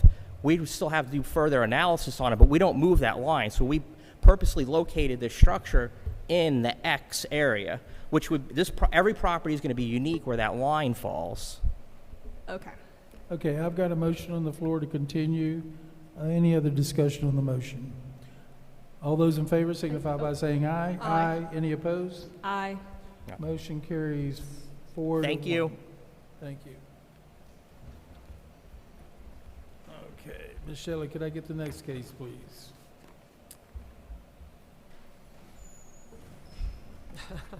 Yes, sir. Case number V-26-061, variances to the accessory structure requirements on transitional agriculture A3 zoned property. Thank you, Ms. Shelley. Ms. Costa, this one's yours. Good morning. We have our applicants requesting 2 variances. One is to allow us accessory structure within the front yard. And number 2 is to reduce the front yard setback from 40 feet to 21 feet. A little background on the property. Property consists of approximately 5 acres located on the east side of State Road 415, approximately 667 feet south of KLMNO Place. The parcel is zoned A3, transitional agriculture, and designated rural on the future land use map. The property was vested through Ward Unrecorded Number 3 and is eligible for building permits. The site is currently developed with a single-family resident constructed in 1998. The applicants purchased the property in August 2025 and subsequently applied for a building permit for a proposed 2,100 square foot storage building. The permit was approved and issued in November 2025 based on the site plan showing the building in compliance with the setbacks. However, when the form board survey came back as required by the building permit in December 25, it revealed that the building foundation had been constructed approximately 19 feet into the front yard setback. The applicants were notified by the building division that the structure was encroaching into the rear setback, the required setback, and that either relocation of the structure or approval of a variance would be necessary. Construction continued after that notification. It appears that when the form board survey came in, that they had already poured the foundation for the building and did not get approval. Form boards normally are for when you set the boards to set the foundation, they get the survey, they get it approved to be sure it's in the right location and continue. They had already poured the foundation by the time they had submitted the survey.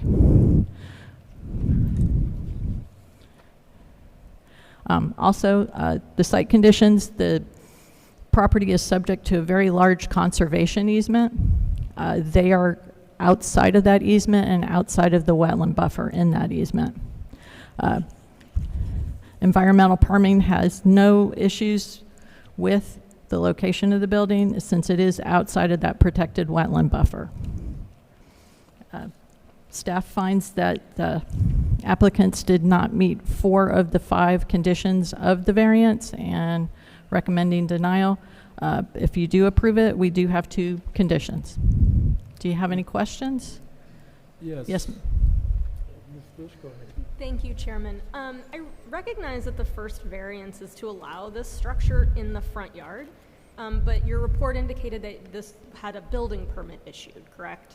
They had an issued building permit for the structure in In the front yard? No. What it is, the front yard setback is 40 feet. They had the building permit issued with it at the 40-foot mark. I understand that, but we also have so in the same location in the front yard, correct? Not at the location it exists at the moment. Okay, so so when they wanted to build this originally and were given a permit for it, where was the structure permitted to be located? 40 feet from the property line, which is not in the front yard setback. But it is in the front yard. Correct. No. That 70 variance is needed because it's in the front yard setback. That's what that variance is for, is to allow the accessory structure in that front yard. Per right? 277, accessory structures are not allowed within the front yard setback. In the setbacks? Yes, ma'am. Okay. Within the front yard. But So that 40-foot accessory structures would not be allowed in that 40-foot. That's different from in front of the house. So when front yard is used, it's just the front yard setback. It can be in front of the house, it just can't be within that area. That's the distinction. So, so help me clarify then. If I'm going to build in that front yard setback, I would always need 2 variances, right? Yes. One for the, Yes. Okay. Yes, Understood. it's basically the same thing, but just we have to clarify it because it's affecting 2 different. Okay. Yeah, because the code explicitly forbids it. Got it. That's why we have that. Okay, variance. and so that's why the language is written as front yard in transitional agriculture A3 and not front Yes. yard setback. Is that correct? Yes. Okay. Because the setbacks are different if it's a side yard or a front yard. I understand that. That's unique, the fact that we're now having to require another variance, which would already have a variance. No, we have been doing that variance on all of the accessory structures that are within the front yard setback. I understand so we've had that. 2 I'm for saying each. that's unique to Volusia County. That's something that I have not experienced. Normally, it's a variance to a setback, not to allow the structure in the yard and then the setback, right? Or it is to allow the structure in the front yard, but it's before the principal structure. That's what designates the front yard. So this is a little different terminology that I'm accustomed to, which is why I'm asking. I reside in Lake County and they require the same thing, so. Okay. Okay. Any questions for staff? So this is an existing structure, correct? You should have pictures in your package Yeah, that show that's that all the right. structure was completed. It's just awaiting the variance approval so that they can final the. So I noticed that this is agricultural zone.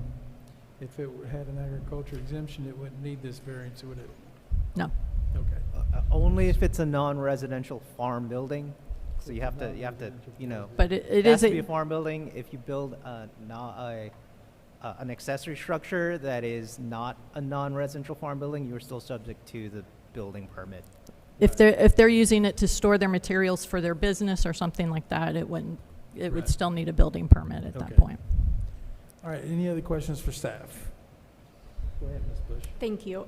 Final question. Was a stop work order issued to the applicant? No. No, but they were verbally told to cease? Well, they said your form board survey does not meet the correct. So Right. you would either, please contact zoning. And we did find out that they had poured the foundation at the time, so. But no stop work order was issued? No, the building department is unrelated Ms. to that. Costa, can you tell me how long that requirement has been in place for the form board? Because I know hasn't Since been out for that 2021. long. 2021? Mm-hmm. So. Yeah, the buildings keep popping, like older permits that we have back from the 80s and 90s didn't require that, and a lot of times when we go to do something else, we find that the home is within that. I just know recently that I was aware of they had to have a form board inspection, because used to, you just turn in the survey with your proposed site plan.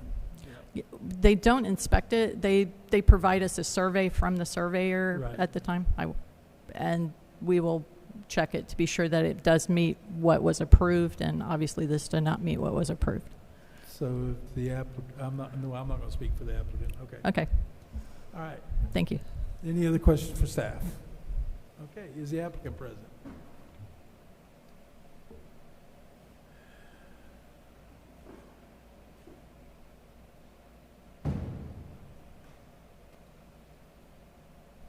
Good morning. Could I get your name and address for the record, please? My name is Nicole Gordon. It's 1035 South State Road 415 in New Smyrna Beach, 32168. Okay, I'm sorry, do you mind speaking just a little bit closer, like right up on the microphone? I'm sorry, thank you. Do you want me to repeat it? Yes, Nicole Gordon, 1035 South State Road 415, New Smyrna Beach, 32168. Thank you. And I'm Wade Gordon. Okay. You've heard the staff report. Anything you'd like to add to it? I just want to preface it with something. We would never intentionally disregard any rules or regulations set by zoning. I did contact zoning in August. Once we purchased the property, all of this is extremely foreign to me. I didn't even know what agricultural exempt meant, to be quite honest with you. I just knew that I wanted the farm life and all of the trees around me. We called them and she said, we are ag exempt. We did not need a building permit. I have said emails and the conversation with us. I notarized the form. I emailed her back and said, do you need a copy of this? And she said, no, ma'am, it just goes straight to your builders. We sent it to the builders. We did not find out that this was not true until the electrician went to get his permit. They were told, no, we are not ag exempt because the building is too big. When the inspector came out, the inspector changed that and said it was because it was too big. He said it was because it was for our business, which it's not for our business. We don't even have a garage at our house. This is a all-around supply holder, if you will, for everything from our cars to anything that we're going to be able to store inside of this building. So when I said that to him, he said, well, it's probably then because what was the other reason that he gave us? I forgot the other reason. I'm sorry, I'm drawing a blank right now. But anyway, we would have never have disregarded any of the rules. I did ask permission. It's just we found out afterwards. The form board survey was then added to the portal of things that I had to get. I even have emails stating I, from the get-go, have told them that the concrete is poured. I have provided pictures and everything. Your concrete is pretty much your biggest expense, and that's why we kept saying to them, this is extremely expensive. It's not like you could just chip away at the concrete and shift the building. I would have done that from the very beginning before this was even built. Okay. Would you like to submit those emails for the record? Sure, I can. Okay. And you can give them to Ms. Tucker. Right, Ms. Tucker, you still back there? Oh, okay. I'm not used to being up here, sorry. Okay. Anything else you'd like to add? Is there anything you want to add? Nope. Okay. I think that's it. We got some questions from the panel here. Sure. Mr. Costa. Yeah, you lost me there at one point. So you were going forward as if you were on ag exempt property, correct? We were told we were ag exempt. Okay, and then the stop came at what point? When the electricians went in to pull a permit for electrical? Yes. The electrician went to get electrical, and apparently somebody in the department told them, no, they didn't even get a building permit. And I called him back and I said, we don't need a building permit. And then that's when we also know, we own a plumbing company, so we know a lot of the Sure. Volusia County inspectors. So we spoke with two of them, and one of them said he was going to get with his boss, Nick, and speak with him about why we were told certain things that we were told. We were just given a lot of information after that point. So post email saying you were ag exempt and you went full forward to the point that you stopped. At that point, at the stop point, you already had the building up, the slab poured. Yeah, I stopped. Yep. And so here we are now. Yes. And how long ago did that occur? How long have you been stopped now? How long have we been stopped? Yeah. Since. I mean, nobody told us to stop. No, but you started this process, which means you stopped doing what you were doing. So you didn't get your electrical permit, correct? Correct. So I don't know. There's inspections on there. They just froze everything when I went to apply for the variance. Approximately? Maybe December. 6 months? Yeah. And so now you're here. So you've been on hold for 6 months to go through this process. To get in front of us at this point. That's what I wanted to get clarified. Yes. Thank you. You're welcome. Any other questions for the applicant? Just a comment. It would be really, I'm just for future reference or whatever, it would have been really helpful to have those emails in front of us to see your conversations. And I agree. I believe you, but if we'd had copies that had been submitted for our packets, that would have been very helpful. Thank you. I agree. And I did make everybody aware of this. I was extremely upset that it said it's self-inflicted hardship because We are plumbers, but we are not wealthy by any means. This would be an extreme hardship on us to even move. I would, from the get-go, would have moved it the amount of feet that it needed to be moved. We're $70,000 in debt into this project already. So, I mean, for 70 grand, I would have rather them said, we're not ag exempt, do this, this, and this, in which case we would have done that before we spent the money. I also do have an email to my builder saying that we were told that we're ag exempt, that if we need to get a permit, we can't. We're plumbers. We pull permits for everything. I just pulled the permit for my own water heater in my house, and technically, I mean, that is our house. Nobody would have even known, but we do things by the book here. So that is where we're coming from, is we would have never have intentionally disregarded any type of rule. I might look like a rule breaker, but I promise I'm not. Hold on. I think the confusion may lie, I'm looking at this non-residential farm building affidavit, because it doesn't necessarily have to be ag exempt as long as it's bona fide ag. And I'll let Mr. Ashley comment on that. And that's probably where the breakdown was. So the criteria for that, to do a non-residential farm building, you either need to meet one of two criteria. You have to have an agriculturally classified property from the property appraiser, or the property where you are going to put it on needs to be like a necessary part of a bona fide farm operation. As in, usually you are adjacent to an actual farm. That parcel that you do not that you want to put the non-residential farm building on does not have an ag classification yet, but is necessary for the farm operation. So those are the two statutory criteria of how you can, put a non-residential farm building on land without going through the building permit or code compliance process. I was just trying to justify probably where the communication breakdown occurred. And this is what I'm getting, not to this particular case. If you got an agricultural zoning, I don't see why yours would be different in an agriculture exemption or an bona fide agriculture. And I've been on this bandwagon for a long time. Mm-hmm. Okay, so any other questions for the applicant? Real quick, so I reviewed the communications. So do you have anything in writing that the county said that you are ag exempt? Because I don't see that in the communications that you provided.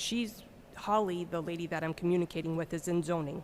Correct, but I didn't see it specifically say that you have an ag exemption on your property. I didn't see that actually typed out. It was just, here's the form, you need to sign the form. She just put, because I physically spoke, after the inspector told me we were probably ag exempt, which I did not understand what it meant, I called her and she confirmed I was ag exempt. That's why her email says, per our conversation, whatever the email says. Okay. And then she told me what to do with the form, and then I communicated back because I thought you guys needed a copy of it. And so that's where the form came from? Okay. Yes. I just, the initial part of that was just not present. Yes, no, I called, and then I actually came down here. When this was all said and we were put to a halt, we came down and spoke with Holly because I was upset that I was misled.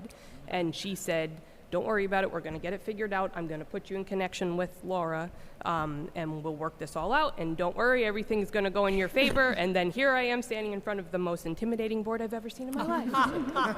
Let me hear, I'm smiling. Look, I'm smiling. We're not intimidated. We're not intimidated, I promise. Don't exaggerate us. Like you just now smiled. I've seen worse. Me too. Thank you for that explanation. You're I welcome. appreciate that. Okay, do we have any public participation forms for this case? No, sir.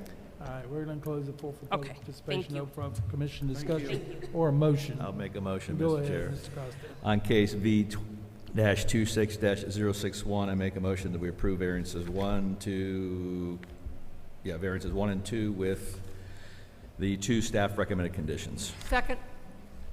Okay, I've got a motion on the floor from Mr. Costa to approve variance V-26-061, variances 1 and 2 with the 2 staff conditions, and a second from Ms. Shelley. Any discussion on the motion? Hearing none, all those in favor signify by saying aye. Aye. Any opposed? Motion carries unanimously. Ms. Shelley, could I get the next case, please? Yes, sir. You got your variances, yes.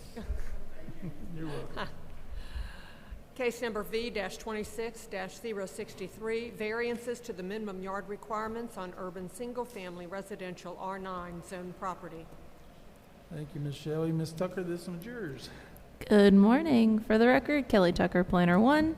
The applicant is requesting 2 variances to build a proposed 2-story, 2,440 square foot single-family residence. The subject property is whole lot 13 of Block F of the Van Valzen subdivision, which was deemed vested and eligible for building permits on April 29th, 2026. The property was previously developed with a 996 square foot single-family residence in 1958, according to the property appraiser's website. And additionally, according to the applicant's written petition, they're requesting to rebuild to the same footprint for the front and side yards to match the characteristics of the neighborhood. Per section 72-277A10, in all residential classifications where a lot is situated between 2 lots having a principal building that projects beyond the minimum front yard but not less than 20 feet, this allows the applicant to build up to the 20-foot front yard property line setback without needing an additional variance. When the minimum yards are applied, the site has a buildable area of 3,422 square feet, subject to the 35% lot coverage maximum. Variance 1 is to reduce the west side yard from 7 feet to 5 feet for the proposed residence, and variance 2 is to reduce the eastern side yard setback from 7 feet to 5 feet. Staff does recommend denial for the variances as they do not meet criteria 1 through 4 for granting said variance. If the PLDRC does find that the applicant has submitted competent and substantial evidence, staff has provided 3 conditions for consideration. I'm available for any questions. Any questions for staff? Go ahead. Thank you, Chairman, or Vice Chairman. Were renderings or plans for the proposed house submitted with this variance? I'm sorry, can you repeat the question? Yes, sorry. Were any renderings or plans submitted for the house structure? Aside from the site plan that shows the red line block output, the applicant didn't want to go through doing building renderings unless the variance was approved, because they are very pricey. Okay. My second question is, and I just for clarification, are all of the accessory structures included in the proposed lot coverage percentage? No, ma'am. I spoke with the applicant. He stated that after the new residence was to be constructed, that those accessory structures are going to be removed from the property. Okay. Okay, thank you. Mm-hmm. Any other questions for staff? Ms. Craig? Where do people park? I mean, it's a tiny lot. There's not enough room for a driveway on the side. So from the site plan where I have the 20-foot mark showing where that front yard setback's going to be, that is their parking area that is located out of the right-of-way, which does provide them space for parking their vehicles. Any other questions for staff? Okay, one question I have for you. This is an R9 zoning? Yes, sir. And if it was a residential zoning, the setback would be 5 feet, is that correct? One more time for me, a little closer to the mic. So I'm behind the speakers. I'm a little disadvantaged. I said if it was R4, like a standard residential zoning, it would only be a 5-foot setback, is that correct? No, sir. If it was like the R4 zoning, they'd have a minimum of 8 feet on one side. Okay. So typically for this zoning classification, it is supposed to be 7 feet. The characteristic of the neighborhood, most of the homes were developed in the 1950s, and then that was prior to the creation of the Volusia County zoning ordinances that were established in the 1960s. So the characteristics for the lots are a 20-foot front yard setback and 5 feet on their side yards for the neighborhood. Got it. Okay.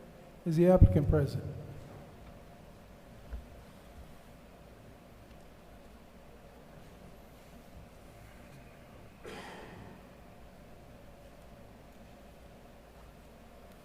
Could I get your name and address for the record, please? Michael Gagel, 105 Seaway Avenue, Daytona Beach, Florida. Okay, would you like to speak also, yes. sir?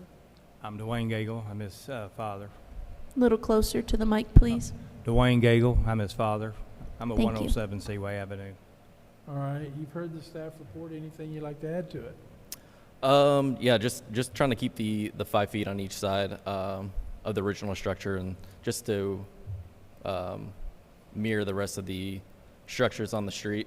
I know all the other setbacks are 5 feet on each side, and I'm just trying to keep it the same. And I would have liked to have kept the house that I bought and just remodeled it, but once we got into it, the foundation was settled, the electrical was shot, and just too much stuff. The piping was all rusted out, so then made the decision to tear it down, and just want to keep everything the same and try to keep the setbacks the same. Okay. Any questions for the applicant?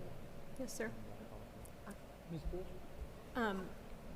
Are you planning on this being a single story or a two-story structure? I think we're trying to go 2-story just to allow, we have 2 kids, so we just wanted to make something a little smaller and go up to have a bigger backyard for for that reason. Thank you. Ms. Shelley?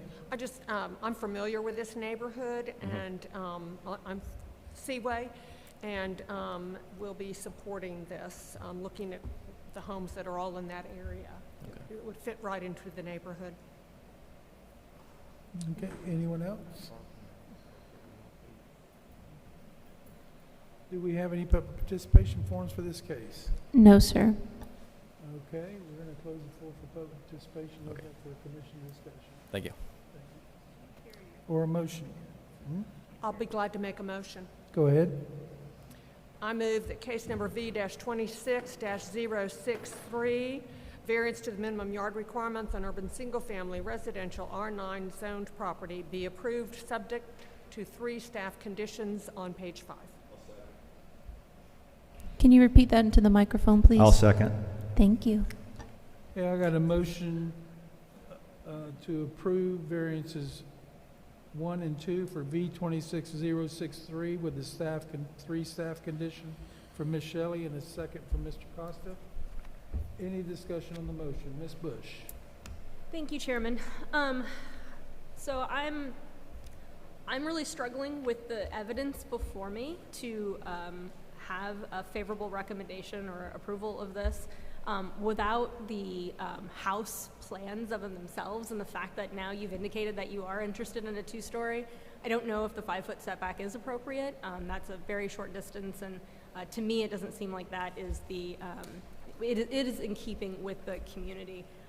Just on the Google aerial that I did, I don't know the community as well as Member Shelley does, but just because of the fact that I was not provided the additional evidence of the site plan of the house, where they're going to park, where the house might vary as far as where the entrance and the envelope might be. I just don't feel like there's enough information for me to vote yes for this. So thank you, Chairman.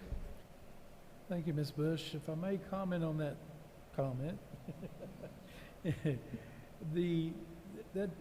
unfortunately, it's like putting the cart in front of the horse. Because if the variance doesn't go through, and he's went through the expenditures of getting the house plans and all that developed, so you can get some kind of a rendering there, he may just be putting the throwing money out the window. Well, wouldn't you say that every variance request that comes before us is a risk that you're taking? We've had them come before us without a rendering. So. Well, I understand. I was talking about just, any variance that comes before us when a resident puts that request forward. Yeah, they're putting the project, understand. right? That was my argument. I understand that you have approved these in the past, but based on the evidence that's in front of me today, I do not feel that there's enough evidence for me to support a 5-foot setback on either side of this property without seeing what the house structure is going to look like, especially if it's going to be 2-story. Okay. Ms. Craig? If I understand it correctly, had they been able to proceed with a remodel rather than tear down and start over again, then the variance would not have been necessary. Is that correct? That's correct. Thank you. Well, depending on the integrity and structure of the home, if the remodeling would be greater than 75%, they would be required to tear down and rebuild. Okay. Any other comments? Did I get a motion? I did get a motion. Any other comments on the motion? All those in favor signify by saying aye. Aye. Any opposed? Aye. Motion carries 5-1. 5-1. Ms. Shelley, could I get the next case, please?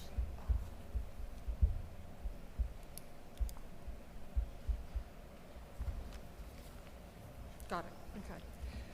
Case number V-26-065, variance to the minimum yard requirements on urban single-family residential R4 zoned property. Thank you, Ms. Shelley. Ms. Tucker, this one's yours. Back for a double feature. For the record again, Kelly Tucker, Planner 1. The applicant is requesting one variance to develop a proposed 1,560 square foot single-family residence. The subject parcel recently underwent a lot combination in November of 2025 that combined lots 43 through 46 of Block 89 of the West Highlands Plat. This combination rendered the parcel eligible for building permits. Additionally, I would like to notate that there is a 100-foot Duke Energy power easement that covers a large portion of the property. That easement is depicted in blue on the buildable area exhibit before you. A utility easement like this does not allow the applicant to build within the easement, and it does not change how staff measures the setbacks. This leaves the applicant with a total of 1,538 square feet of buildable area as depicted in yellow. The easement does run the length of Bishop Avenue, and all remaining parcels that are located within the utility easement are owned by Florida Power Corporation, also known as Duke Energy. Additionally, a tree clearing and removal easement was signed by the property owner on March 2025 in association to Florida Power Corporation. The subject parcel is zoned R4, which means that it has a minimum lot requirement of minimum lot size of 7,500 square feet and a minimum lot width of 75 feet. The subject parcel does meet these requirements as it has a total area of 10,024 square feet and has a frontage of 100 feet. Since the applicant cannot build within the utility easement, he is asking for a variance to the west side yard setback from 8 feet to 6 feet to develop a 1,650 square foot home. Building elevations have been provided to you on page 9 of the staff report. The size of the home is consistent with adjacent developed parcels that range from 1,605 square feet to 1,125 square feet. Environmental permitting has reviewed the request and did not have any objections. Staff did receive one letter of opposition prior to the report being published and did receive 2 additional letters from the same adjacent owners after publishing that have been provided to you this morning.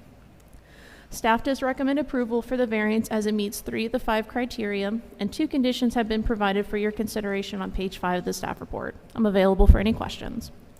Thank you, Ms. Tucker. Any questions for staff? Ms. Bush? Thank you, Chairman. Okay, I'll do my best.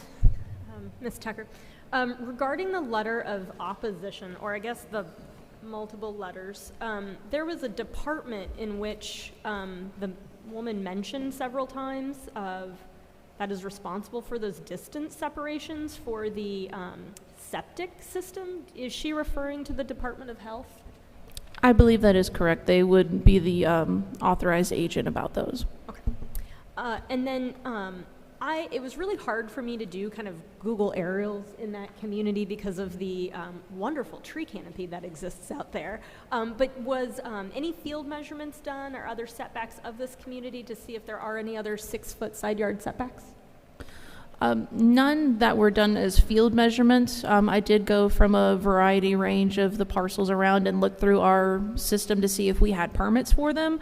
Some of the homes were developed prior to our online permitting system, or I couldn't find the files in our on-base system, but they generally seem to be meeting the R4 requirements. Okay. Thank you. Mm-hmm. That's all. Thank you. Any other questions for staff? Go ahead, Ms. Bush. I missed one. Okay, one final question. I was really confused at the language or the way that criteria 5 was written. it says the overall minimum side yard requirement of 20 feet combined will meet as the residence is providing the 14-foot south side yard. And I'm very, so you're combining the side yards in order to meet the... So with our R4 requirements, which we have the table located, I believe it's on page 2 or 3 of the staff report, that they're supposed to have a combined side yard setback of 20 feet. So the applicant has offset what would have been from the buildable area plan an 8 and 12 to depict the 20. So since he's requesting 6, he's allocated for 14 on that south side yard in order to not require an additional variance. So if this variance were to be approved, he would be meeting the combined total of 20 feet for the side yard setbacks. Okay, thank you for that clarification. Yes, ma'am. Okay, is the applicant present?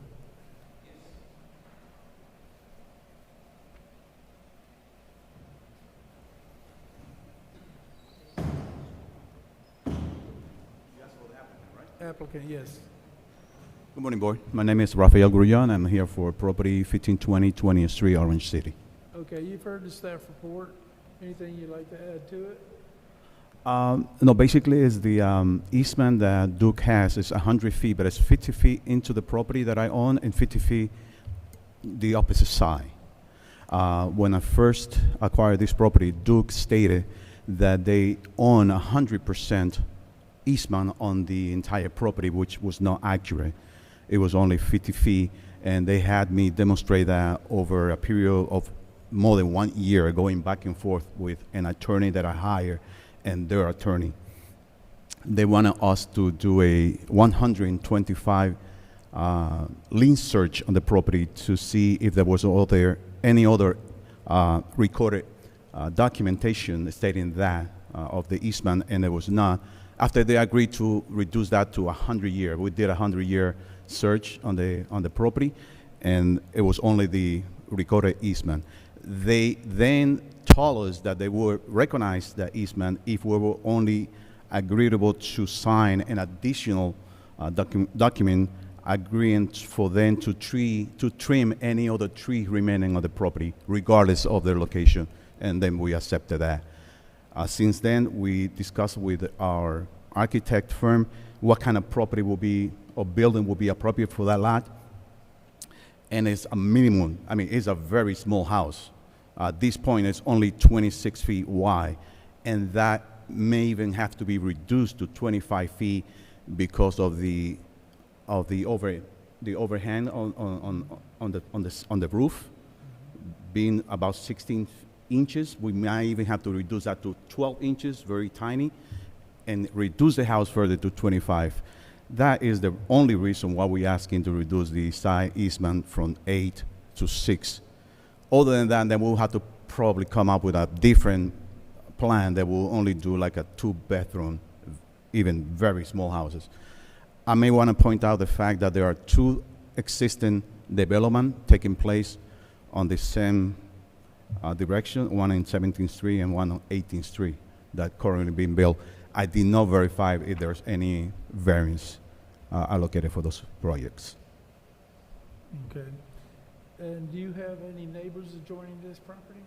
No. So not on the rear, not on the side. Either side of this property? No. You've got the one across the street. The one across the street. Okay. All right. Any other questions for the applicant? It looks like we do have some public participation forms, so what I'll do is I'll let you come back for rebuttal after they have spoken, okay? Okay. Okay. Could I get Mr. David Flowers, please?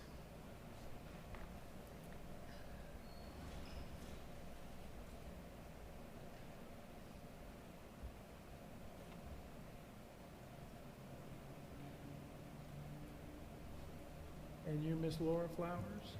Okay. Could I get your name and addresses for the record, please? David Flowers, 1515 20th Street. All right. And you're Laura Flowers. Okay. All right, you've heard the applicant, and you had some comments that you would like to make? For one thing, I can't believe I'm here for a 25-foot lot. I own his west boundary, which he is asking for this to be granted, is right up against my east boundary of the lot that I own across from my home. It's buildable, 75 foot, there's no questions on that. This 25-foot lot, I own, I have the home across the street on at 1515. I have two lots to the east of me, which are each 75 feet. They're buildable. It's hard to fathom a 25-foot lot because I have actually looked at that lot in the past. I've been there 32 years or 33. And we were told at the time it would never be buildable. I don't understand why I'm even here, to be honest with you, sir. Can I But add one thing? Can you speak into the mic? Sir? Can you speak into the mic? The two houses that got variances, they're on 50-foot lots, not 25. Yeah, the 50-foot lots are ridiculous out there. Oh But my they're God. on 50. All right, you need to speak into the mic. Speak please. here. I'm Is that sorry, sir. recording all of this? I'm not used to mics. No, there is some 50-foot lots that are jumping up out there, and the residents out there are not happy with it.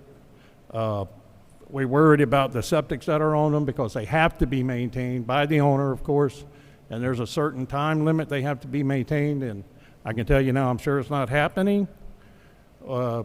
We care about it out there. We care about the aquifer underneath us, which affects Blue Springs. They're trying to figure out why the temperature is dropping in Blue Springs. Well, and the flow's going down. But no, I'm concerned gravely, mainly for the value of my property. I can see someone wanting to make money, but I can't see anyone taking out of my pocket, which is going to hurt the value of my lot. And I just wanted to come and present it to you. Like I said, I can't believe I'm up here for a 25-foot lot. You have anything? Thank you. That's it. Thank you, sir. All right. Any questions for the speakers? All right. Thank you, sir. Yes, sir. Thank you. Okay, do we have any other public participation forums for this case? No, sir. All right, could I get the applicant to come back forward?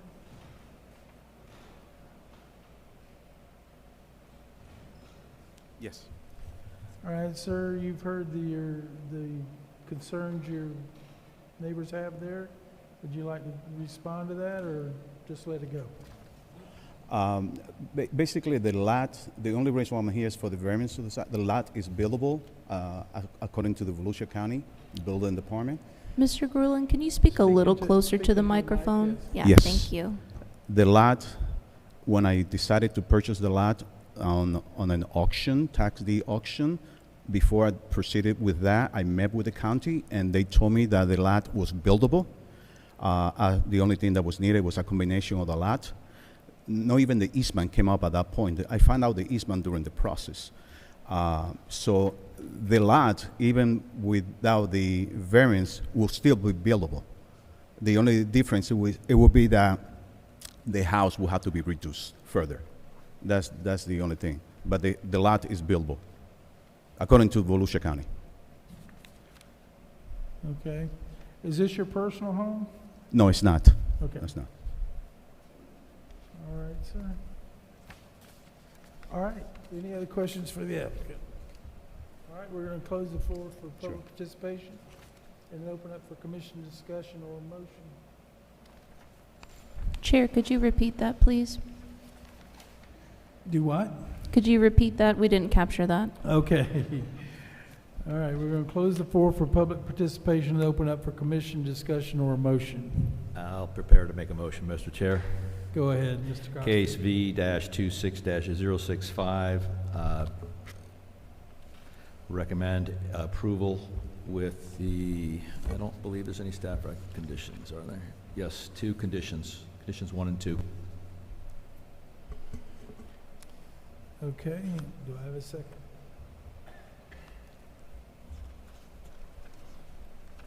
I failed to get a second. I'll second it. Ms. Bush, is that you seconding? Okay, all right, I got a motion on the floor to approve the variance for V-26-065 with the 2 staff conditions from Mr. Costa and a second from Ms. Bush. Any discussion on the motion? Normally, this is where I look at it. We're talking 2 feet. Not only are we only talking 2 feet, it is buildable. The county has conferred with that. So I understand the concerns of Mr. and Mrs. Flowers, but it is buildable anyway. They would just have to reduce the size of the home. You'd still have a well and you'd still have a septic. I said you would still have a well and you'd still have a septic. It is buildable, okay, under county code. And unfortunately, that's what I'm looking at. If it wasn't buildable, unless they got the variance, I might be looking at this totally different from my point of view. I just want to explain myself where I'm going with this.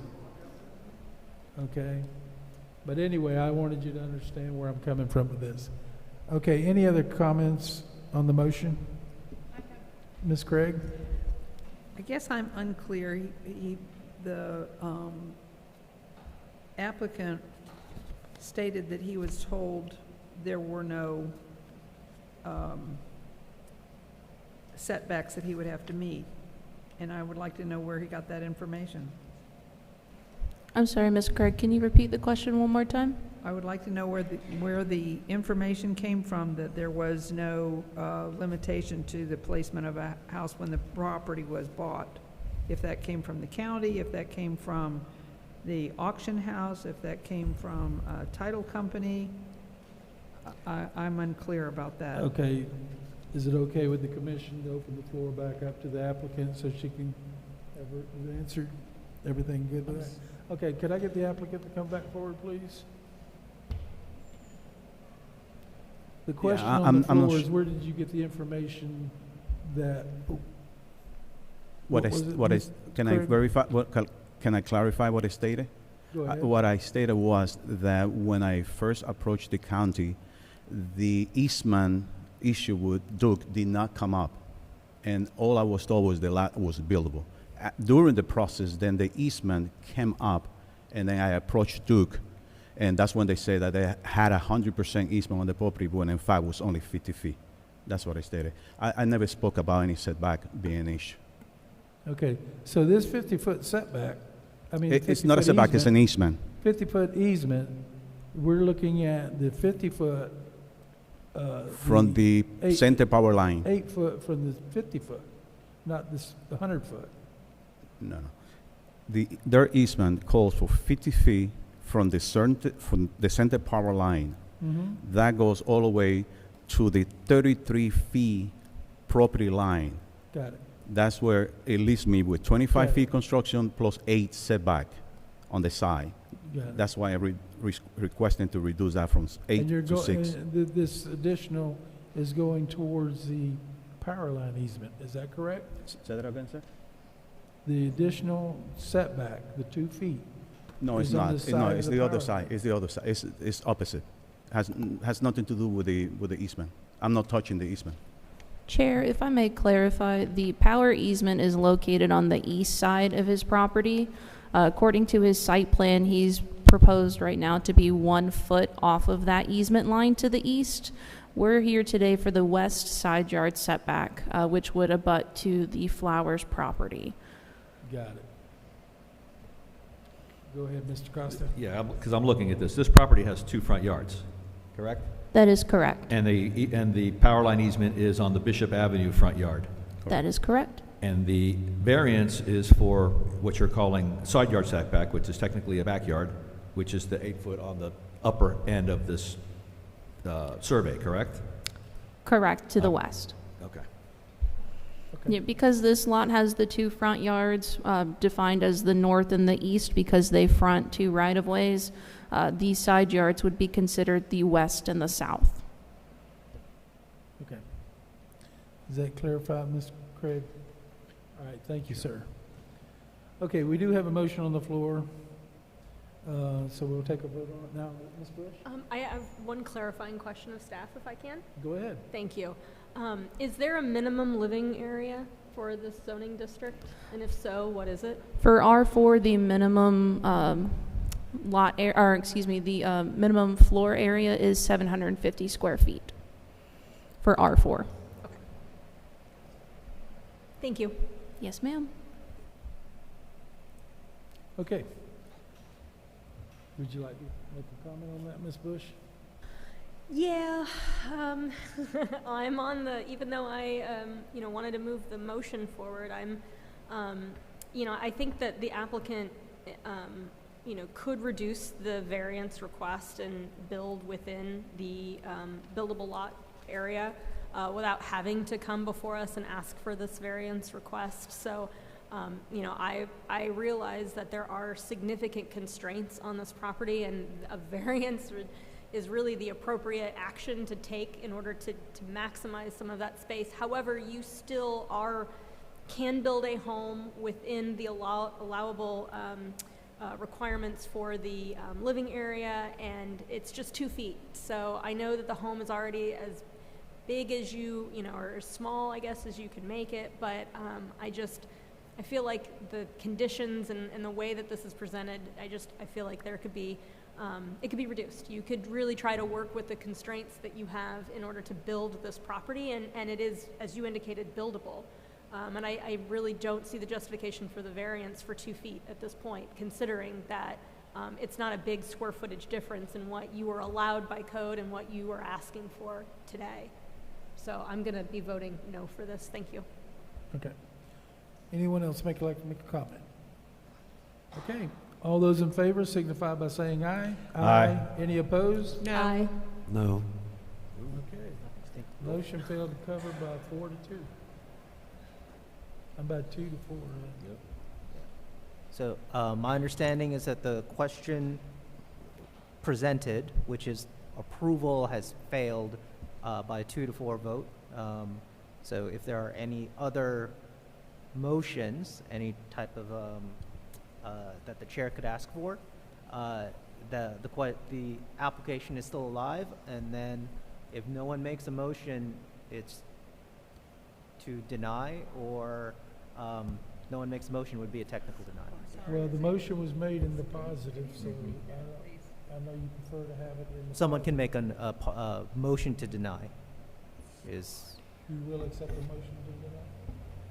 If a member of the PLDRC wants to kind of formalize the findings. No. Okay. Yeah. Is there another motion on the floor?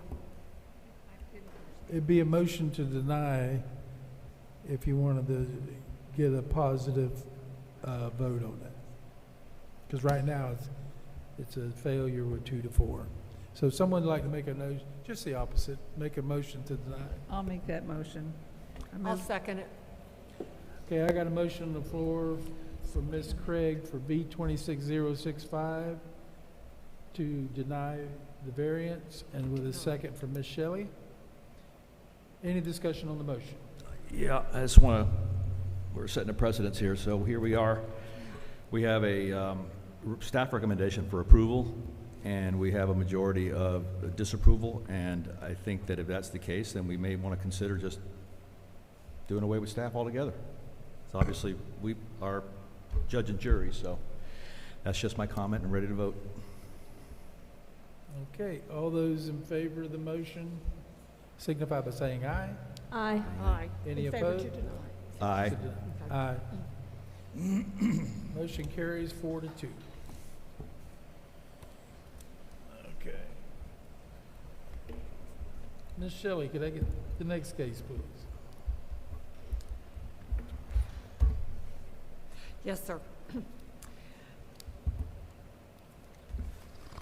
Case number V-26-066, a variance to separate non-conforming lots on Osteen Cluster Residential OCR zoned property. Thank you, Ms. Shelley. Mr. Jakuska? Jaskula? This is yours. All right, thank you.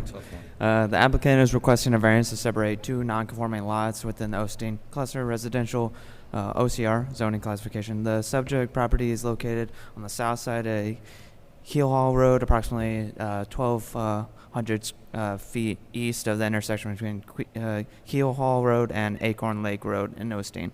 This variance request is for 2 adjoining parcels totaling approximately 54 acres. Parcel 0070 contains approximately 27 acres, and 0170 contains approximately 26 acres. The parcels are located within the Acorn Lake Ranch unrecorded subdivision, which has been recognized exempt on January 19th, 1983. The subdivision was created with lots exceeding 20 acres, and the surrounding lots in the Acorn Lake remain in the original configuration as developed and are intended for one single-family residence. The parcel has been under common ownership since 1986, and contiguous non-conforming lots under common ownership are considered to be combined, which prompts this variance request. The parcels were originally zoned A1 in 1980, when the minimum lot requirement was 5 acres. In 1984, the minimum lot area increased to 10 acres. In 1990, the adoption of the comp plan, portions of the property were designated as resource corridor and forestry resource, which split up the zoning of the properties. In 2012, the area was rezoned for the Osteen cluster residential, implemented by the Osteen local plan. The Osteen local plan was adopted to preserve the rural character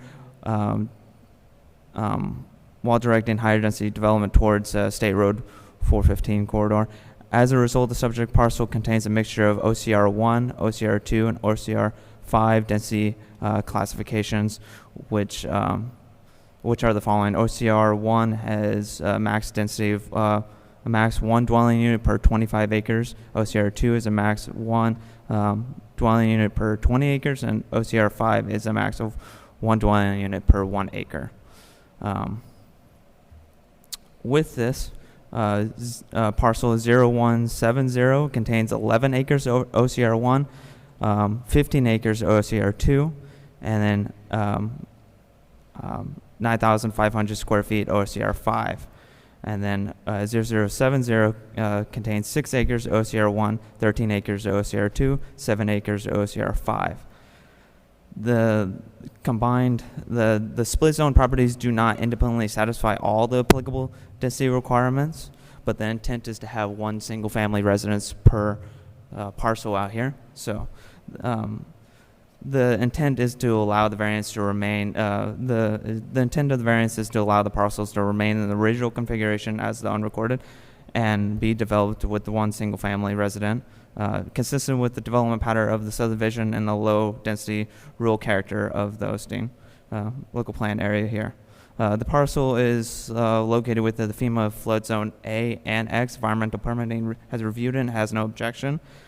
Staff recommends approval for the variance request as they meet all 5 of the criteria for approval. Should PLDRC find the applicant has provided competent substantial evidence for the approval, the variance may be approved as requested.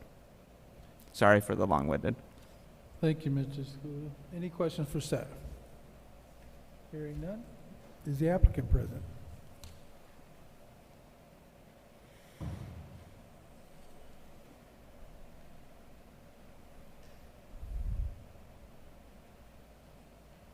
Good morning. Could I get your name and address for the record, please? Yes, sir. Can you hear me? You gotta get right up on the mic. Can you hear me now? Yes. Yep. Okay. For the record, Kelsey Hansen with Cobb Cole, 231 North Woodland Boulevard, DeLand. Speaking on behalf of the applicant, and I'll be brief, as the staff report was very thorough, and for that I want to thank staff for their guidance. And I've heard it's a rarity to have 5 out of 5 variance criteria approved, so thank you again. And thank you for the thorough summary. Just as staff recommends approval, we request the board's approval of this variance, and if you have any questions, we're happy to answer them. Thank you. Okay. We have any questions for the applicant? No? Okay. Do we have any public participation forms? No, sir. All right. We're going to close the floor for public participation and give you an answer. I'll be glad to make a motion. Go ahead. I move that we approve variance request case number V-26066 as the variance meets all 5 criteria for granting said variance. I'll second that. Okay, I've got a motion on the floor from Ms. Shelley to approve variance V 26066 and a second from Mr. Urson. Any discussion on the motion? Hearing none, all those in favor signify by saying aye. Aye. Any opposed? Motion carries unanimously. Okay, gotta get the next case, please, Ms. Shelley. Yes, sir. Case number S-26-053. Special exception for a temporary campground on rural agriculture A2 zoned property. Ms. Ray, this one's yours. Good morning. So the applicant is requesting to renew a previously approved special exception for 400 temporary campsites on approximately 72 acres located on the east side of Tomoka Farms Road, south of the Daytona Flea and Farmers Market. The temporary campsite operation has existed for approximately 30 years, originally approved in 1996 with 5 subsequent renewals. There are no proposed changes for what has been previously approved. Area A, C, and D, as shown on the site plan, are designated RV sites, and Area B is designated for tents. The campsite will be accessed from the existing flea market entrance along Tomoka Farms Road. Each event must obtain an outdoor entertainment permit to ensure compliance with sanitation, sewage disposal, security, traffic control, etc.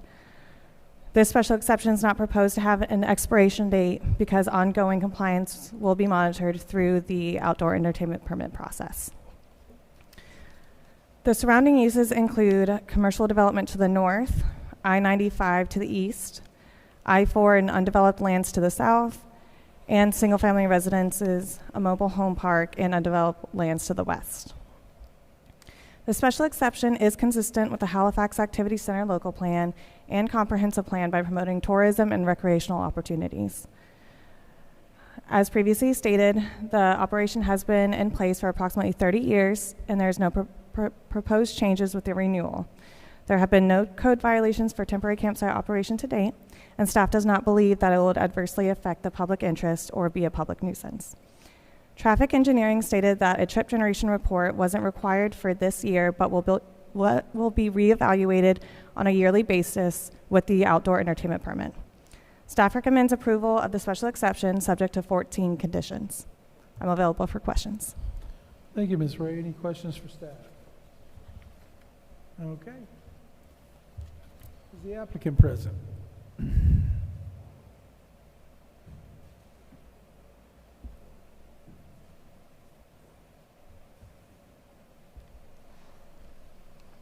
Good morning, sir. Could I get your name and address for the record? Yes, sir. For the record, my name is Darren Elkind. My professional address is 142 East New York Avenue in DeLand. And I'm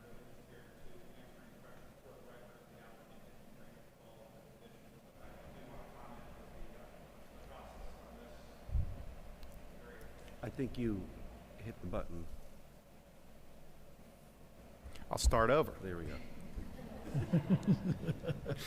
Good morning. I can hear you well. For the record, my name is Darren Elkind. My professional address is 142 East New York Avenue, DeLand.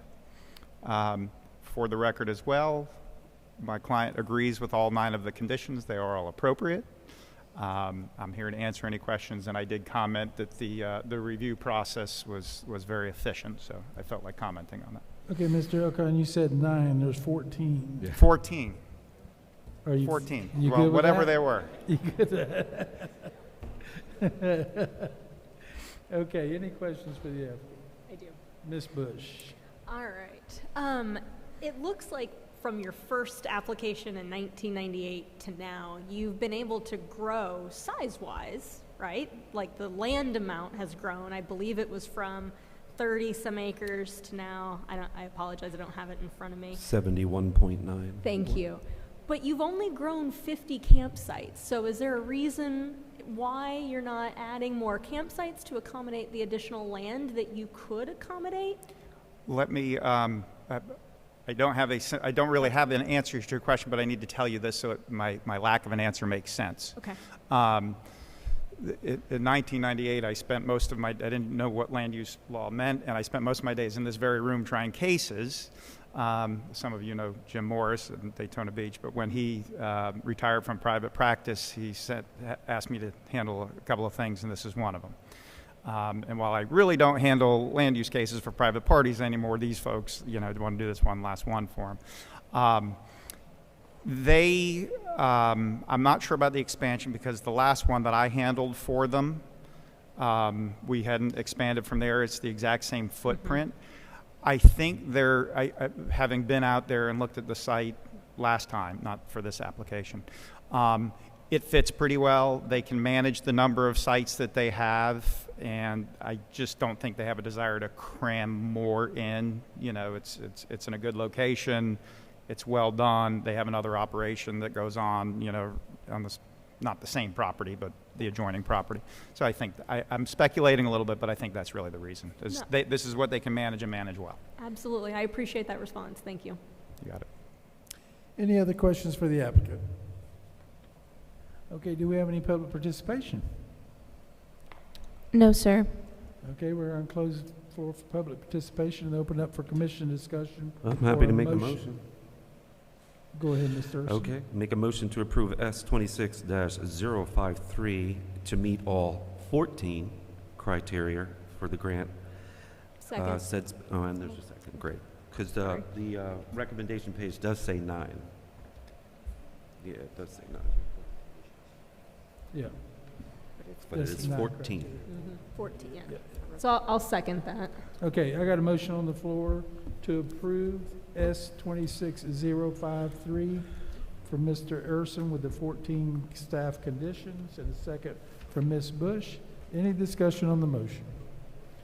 All those in favor signify by saying aye. Aye. Oh, that's okay. Oh, Ms. Bush. That's okay. I was just going to add my personal, I've boondocked and RV'd all over the country, and it's really hard to find really great RV like temporary campsites and campsites where you want those activities to take place. So that I'm coming from that perspective as a user, knowing how limited we have of those types of facilities for people that do want to go and explore America, and I think we should support that more. So I'm very much in favor, and that's where my questioning came from was, but I appreciate the response you had. So thank you, Chairman. I apologize. I messed up the vote.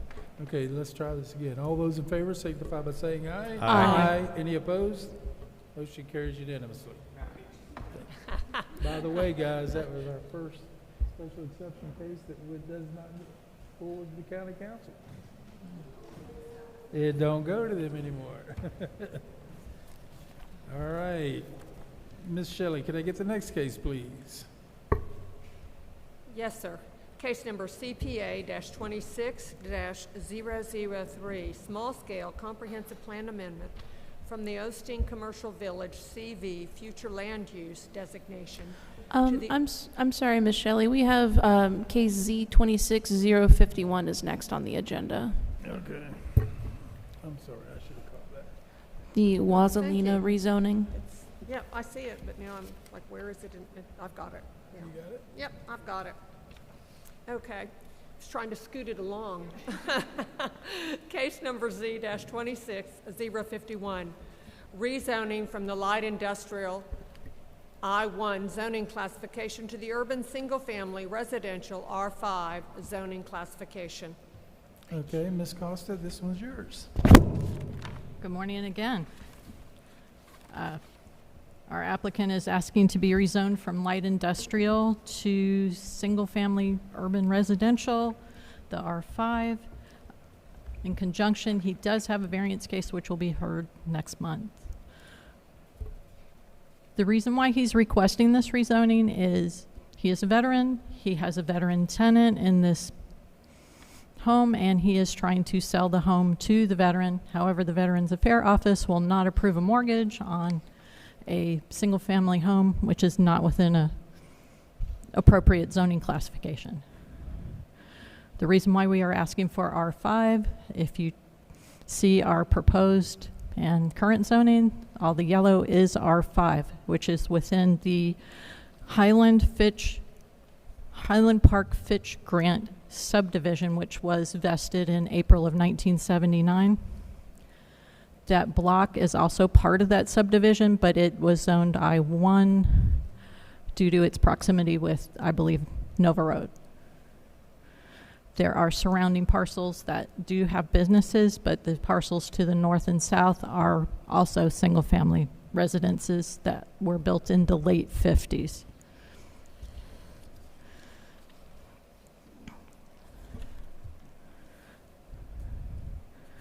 The property also has a mixed-use zone, future land use.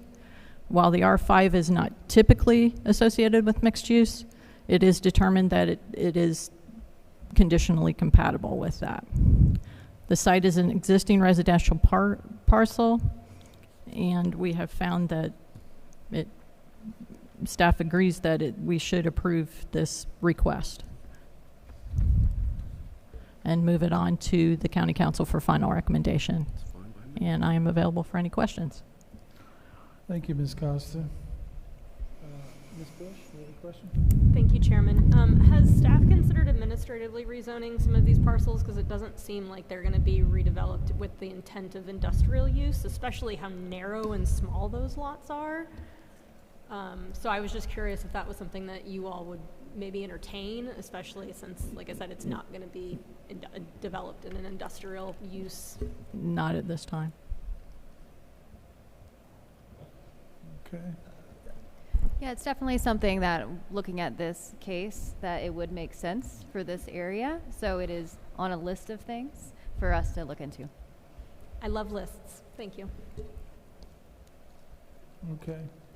I'm noticing here that this light industrial, it actually isn't abutting any other industrial property. Is that correct? No. Because my concern is to put I guess it's a classification residential zoning up against the R5 up against the L1, and that's not the case here. This is in itself just standalone zoning right in that area. I can't hear you very well. What I'm saying is that this L1, I1, is not adjacent to any other I1 properties, correct? It is adjacent to the city of Holly Hill. And what's the zoning there? If I can jump in real quick. Thank you. So it's I-1 north and south of this property, and to the east of it is in the city of Holly Hill, and it's their general commercial zoning. Okay. But that's facing Nova Road, whereas this property is facing Granada. Granada Avenue. So it's not interacting with the commercial side. Okay. I just don't want to hinder any future use of an industrial property if it was adjacent to this one. You follow what I'm getting at? When you start putting residential zoning up against industrial zoning, then you create problems. And that's not the case here. Is that right? Mr. Chair, if you look on, I think, page 18, you can kind of see the area of like what's there on the ground now, and north and south of the subject property, technically zoned I-1, but those look like single-family houses? Those are as well, yes. There are 3 homes along Granada that are in that block there. And that block was part of that Highland Park Fitch Grant subdivision. It just, that one block got zoned I-1, the entire block. Okay.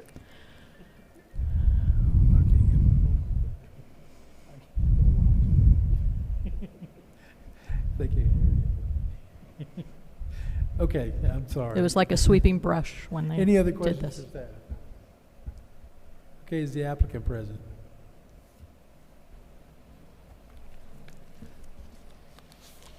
That's the first time I got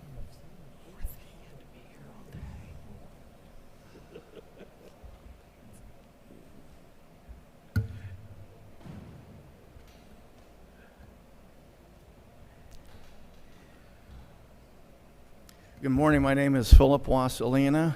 I am the veteran property owner. I live at 16 Sandra Drive, Ormond Beach, and I want to thank Emily Bush for pointing out the obvious. This is an am I allowed to speak at this point? Yes. This is an obsolete industrial line that has been put in place since about 1959 when these residences were built. So I have a home that's been in place for 67 years, and to my left and to my right are administratively zoned industrial light properties where if you look at tax records, it clearly shows that residential taxpayers have paid residential property lines for over 67 years. I have 6 occupant residents that have been in that home for those 67 years. I am the 7th owner, and to your point, as I asked from the first start, this to me is just a grandfathering wave of the brush. Or another option is to send these occupants a opt-out. We're about to change you to residential. Do you not want to do that? If so, opt out. But that's a great way to save taxpayer money. So I'm here before you, and I'll tell you a little story when I started this process. The occupant moved here, a veteran occupant moved here to get a job in Florida starting the 2nd of February. The sales contract was let in place on the 6th of January 2026. It was then realized that because this was considered by Volusia County a non-conforming property, that the VA underwriters would not accept this home until the zoning was changed to R5 from light industrial. And so I'm here before you today 6 months later. I still have to appear before you one more time because my porch has been in place for 67 years and it does not meet the changed zones. It has gone from 35, I believe, to 20 feet. I have to come before you on the 16th of July and request a variance once again. I request for favorable consideration in advance. Ladies and gentlemen, I know you got more important things to do, but bottom line here is I'm not asking for anything new. I'm not asking to change the environment, the property, the structure. All staff have approved all 5 out of the 6 criteria, and the 6th criteria very simply is it's not a subdivision, so it doesn't apply. If there are no further questions of me, I look forward to any questions that you may offer me. Thank you very much for your consideration. Thank you. Any questions for the applicant? Ms. Bush. Not really a question, just a thank you for holding out to sell this property to a veteran, because I personally have tried to go through the VA loan process and it was very challenging. And so for you to stick through it, for this tenant to allow him to have a home in our community and for us to support a veteran, I'm 100% in support of that. So thank you. And you're welcome very much. And it's harder for me financially because assuming a veteran and taking half of its value in rental, meaning if I were to rent this out, I would get twice the amount, and to hold that out for 6 months also supports our veteran in the community because I've been one for 34 years. That's how long I've served. And thank you for your service. Thank you, ma'am, for supporting us at home. Pending your questions, that's all I have. Did you have a comment, Ms. Shelley? Okay. All right, thank you, sir. Do we have any public participation for this case? No, sir. All right, we're going to close the floor for public participation and open up for commission discussion or a motion. I'll make a motion to forward Z 26051 rezoning application to the county for final action and recommendation of approval. Second. Okay, I've got a motion on the floor for Mr. Urson to forward the rezoning application case number Z 26051 to the county council for final action with recommendation of approval, and a second for Ms. Shelley. Any discussion on the motion? Hearing none, I'm normally not favorable of changing a residential zoning up against an industrial zoning, but due to the circumstances, I understand the change. So I'll call a vote now. All those in favor signify by saying aye. Aye. Any opposed? Motion carries unanimously. All right. Ms. Shelley, could I get the next case, please? Yes, sir. Case number CPA-26-003, small-scale comprehensive plan amendment from the Osteen Commercial Village future land use designation to the Osteen Transitional Residential TR-FLU designation. Okay, Ms. Ray, this one's yours. Jim, do you want to read the second one in? Because it's the Sure. It's the I'll be rezoning glad as to. well. Yes, there is a companion rezoning. Thank you. Yes. Okay, go ahead, Ms. Shelley. Case number Z-26-055, rezoning from the Osteen Commercial Village OCV zoning classification to the Osteen Transitional Residential OTR-1 zoning classification. Okay, we'll be hearing both of these cases, even though we'll be taking a vote individually. Ms. Ray. Good morning. So bear with me. I'm going to go through a little bit of history of the Osteen local plan, so this might be a longer presentation than you're used to. So the applicant is requesting a small-scale future land use amendment and a rezoning for a 1-acre site within the Osteen local plan area with the intent to make his existing single-family residence a conforming use in order to refinance his home. The subject property is currently designated as commercial village, and the proposed future land use is for transitional residential. To kind of give you a background of the Osteen local plan. The Osteen local plan was originally adopted in 2008 by the County Council in an effort to preserve the community of Osteen. This local plan adopted specific future land use designations, and in 2012, the county administratively rezoned the area to match those future land use designations. These classifications were designed for specific uses, densities, and intensities to be strategically placed throughout the plan, with the most intense urban uses concentrated along State Road 415 and with the intensity gradually decreasing into more rural areas. The commercial village designation is most similar to our county's urban high-intensity designation that can be developed at a residential density of anywhere between 8 to 20 units per acre. The proposed transitional residential is most similar to the county's urban low-intensity with a maximum density of 4 dwelling units per acre.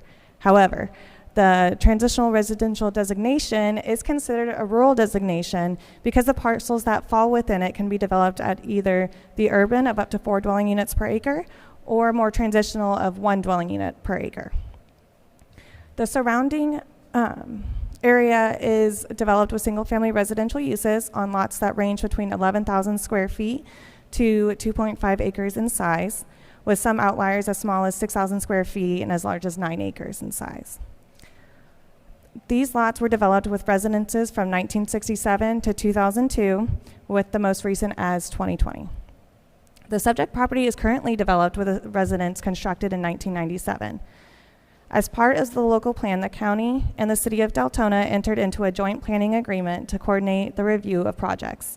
Staff sent the proposed applications to the city of Deltona, and at the time of the staff report, we did not receive comment from the city of Deltona. However, since then, we did receive comment, and they had no objection on the proposed future land use and rezoning. Under the existing commercial village designation, the site would only be able to be developed with commercial and multifamily uses. The future land use is designated to be developed as a mixed use with commercial uses on the bottom floors and either office or residential on the upper floors. The designation does not allow for any single-family residential uses, causing the existing single-family residence to become a lawful non-conforming use. The subject site is approximately 0.2 miles east of State Road 415, causing the property to be closer to the transition of less intense residential use.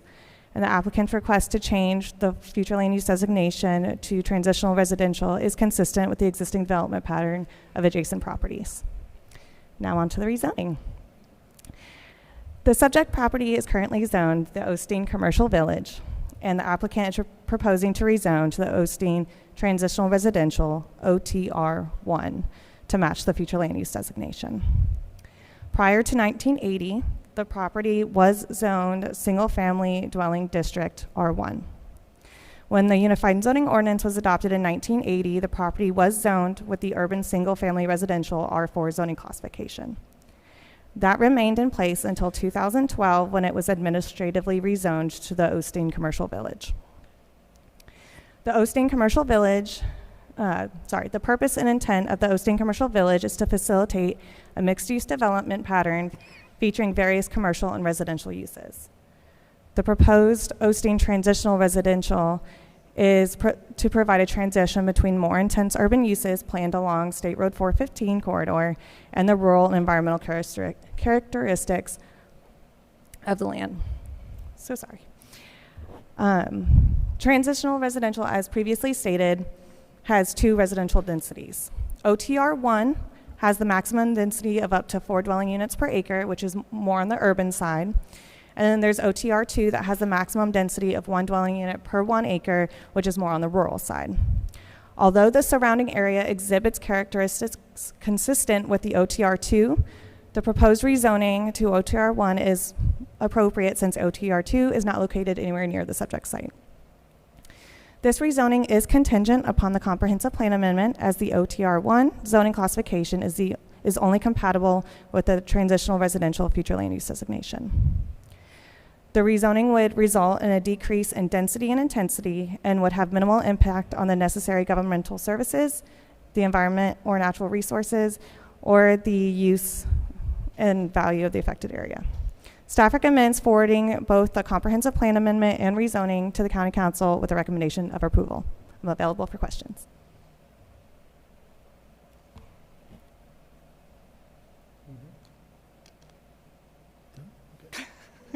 Any questions for staff? It's hard to hear you.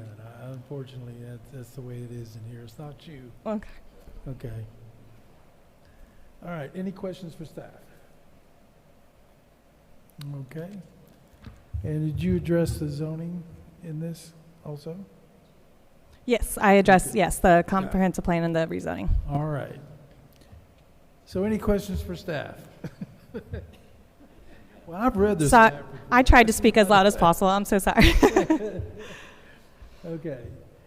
We're going to, did we have any public participation for this case? Oh, yeah, the applicant. I'm sorry. Is the applicant present? I'm looking at a CPA.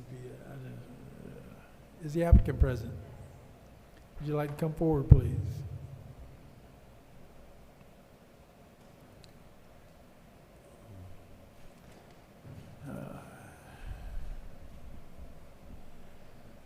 Could I get your name and address for the record? Steve Edwards, 200 Longwood Drive, Osteen. April Edwards. Okay, you've heard the staff report. Anything you'd like to add to it? No, the whole, we've been there 29 years, and we're trying to refinance. We tried it 6 years ago. And the only reason we got turned down was strictly the way it got zoned. Now we're in the same situation, and it got turned down again. So that's why we're here, to try to rezone it back to residential. Okay. Any questions for the applicant? Do we have any public participation forms for this case? No, sir. Okay, we're going to close the floor for public participation and give you an answer here. All right, thank you. Okay. All right. I'll entertain a motion, or if you want to talk about it. I'll be glad to make a motion. Go ahead. I move that case number, do you want me to vote on them separately? Correct? Yes, separately. Okay, case number CPA-26-003 be approved. Second.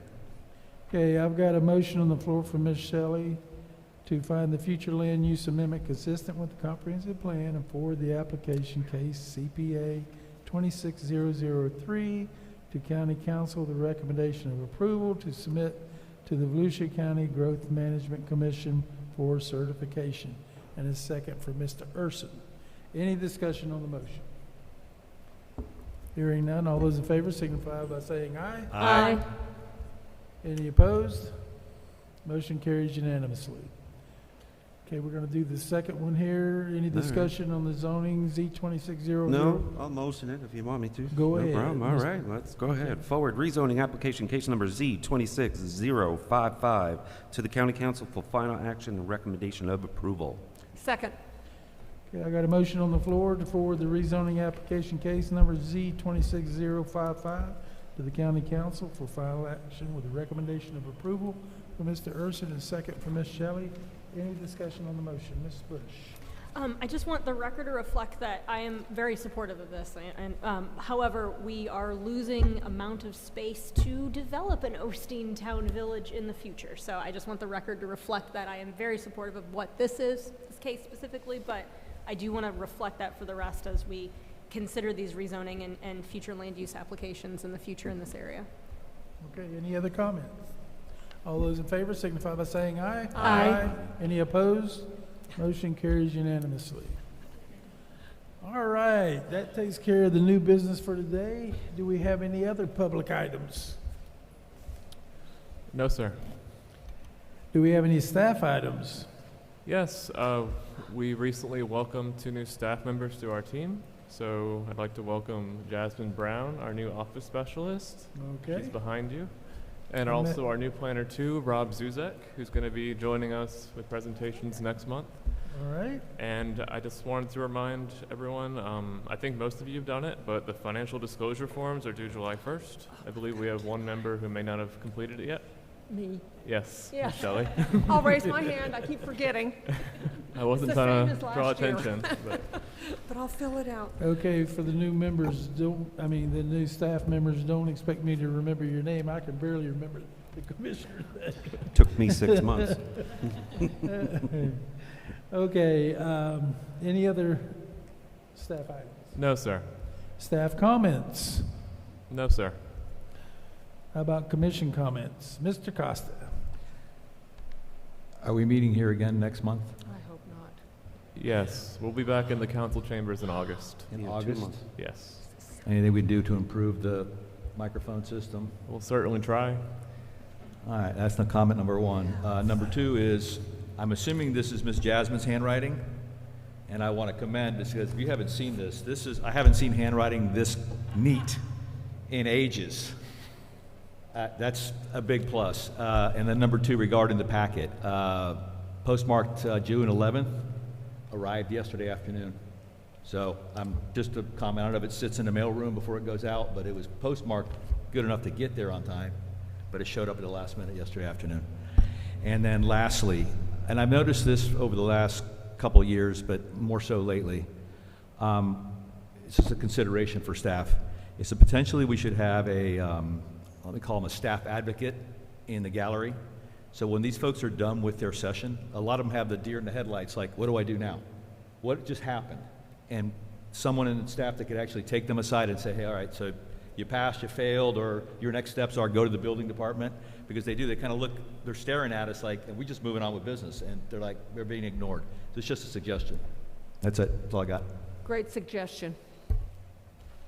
Any other comments from the commission? Any press and citizen comments? This meeting is adjourned.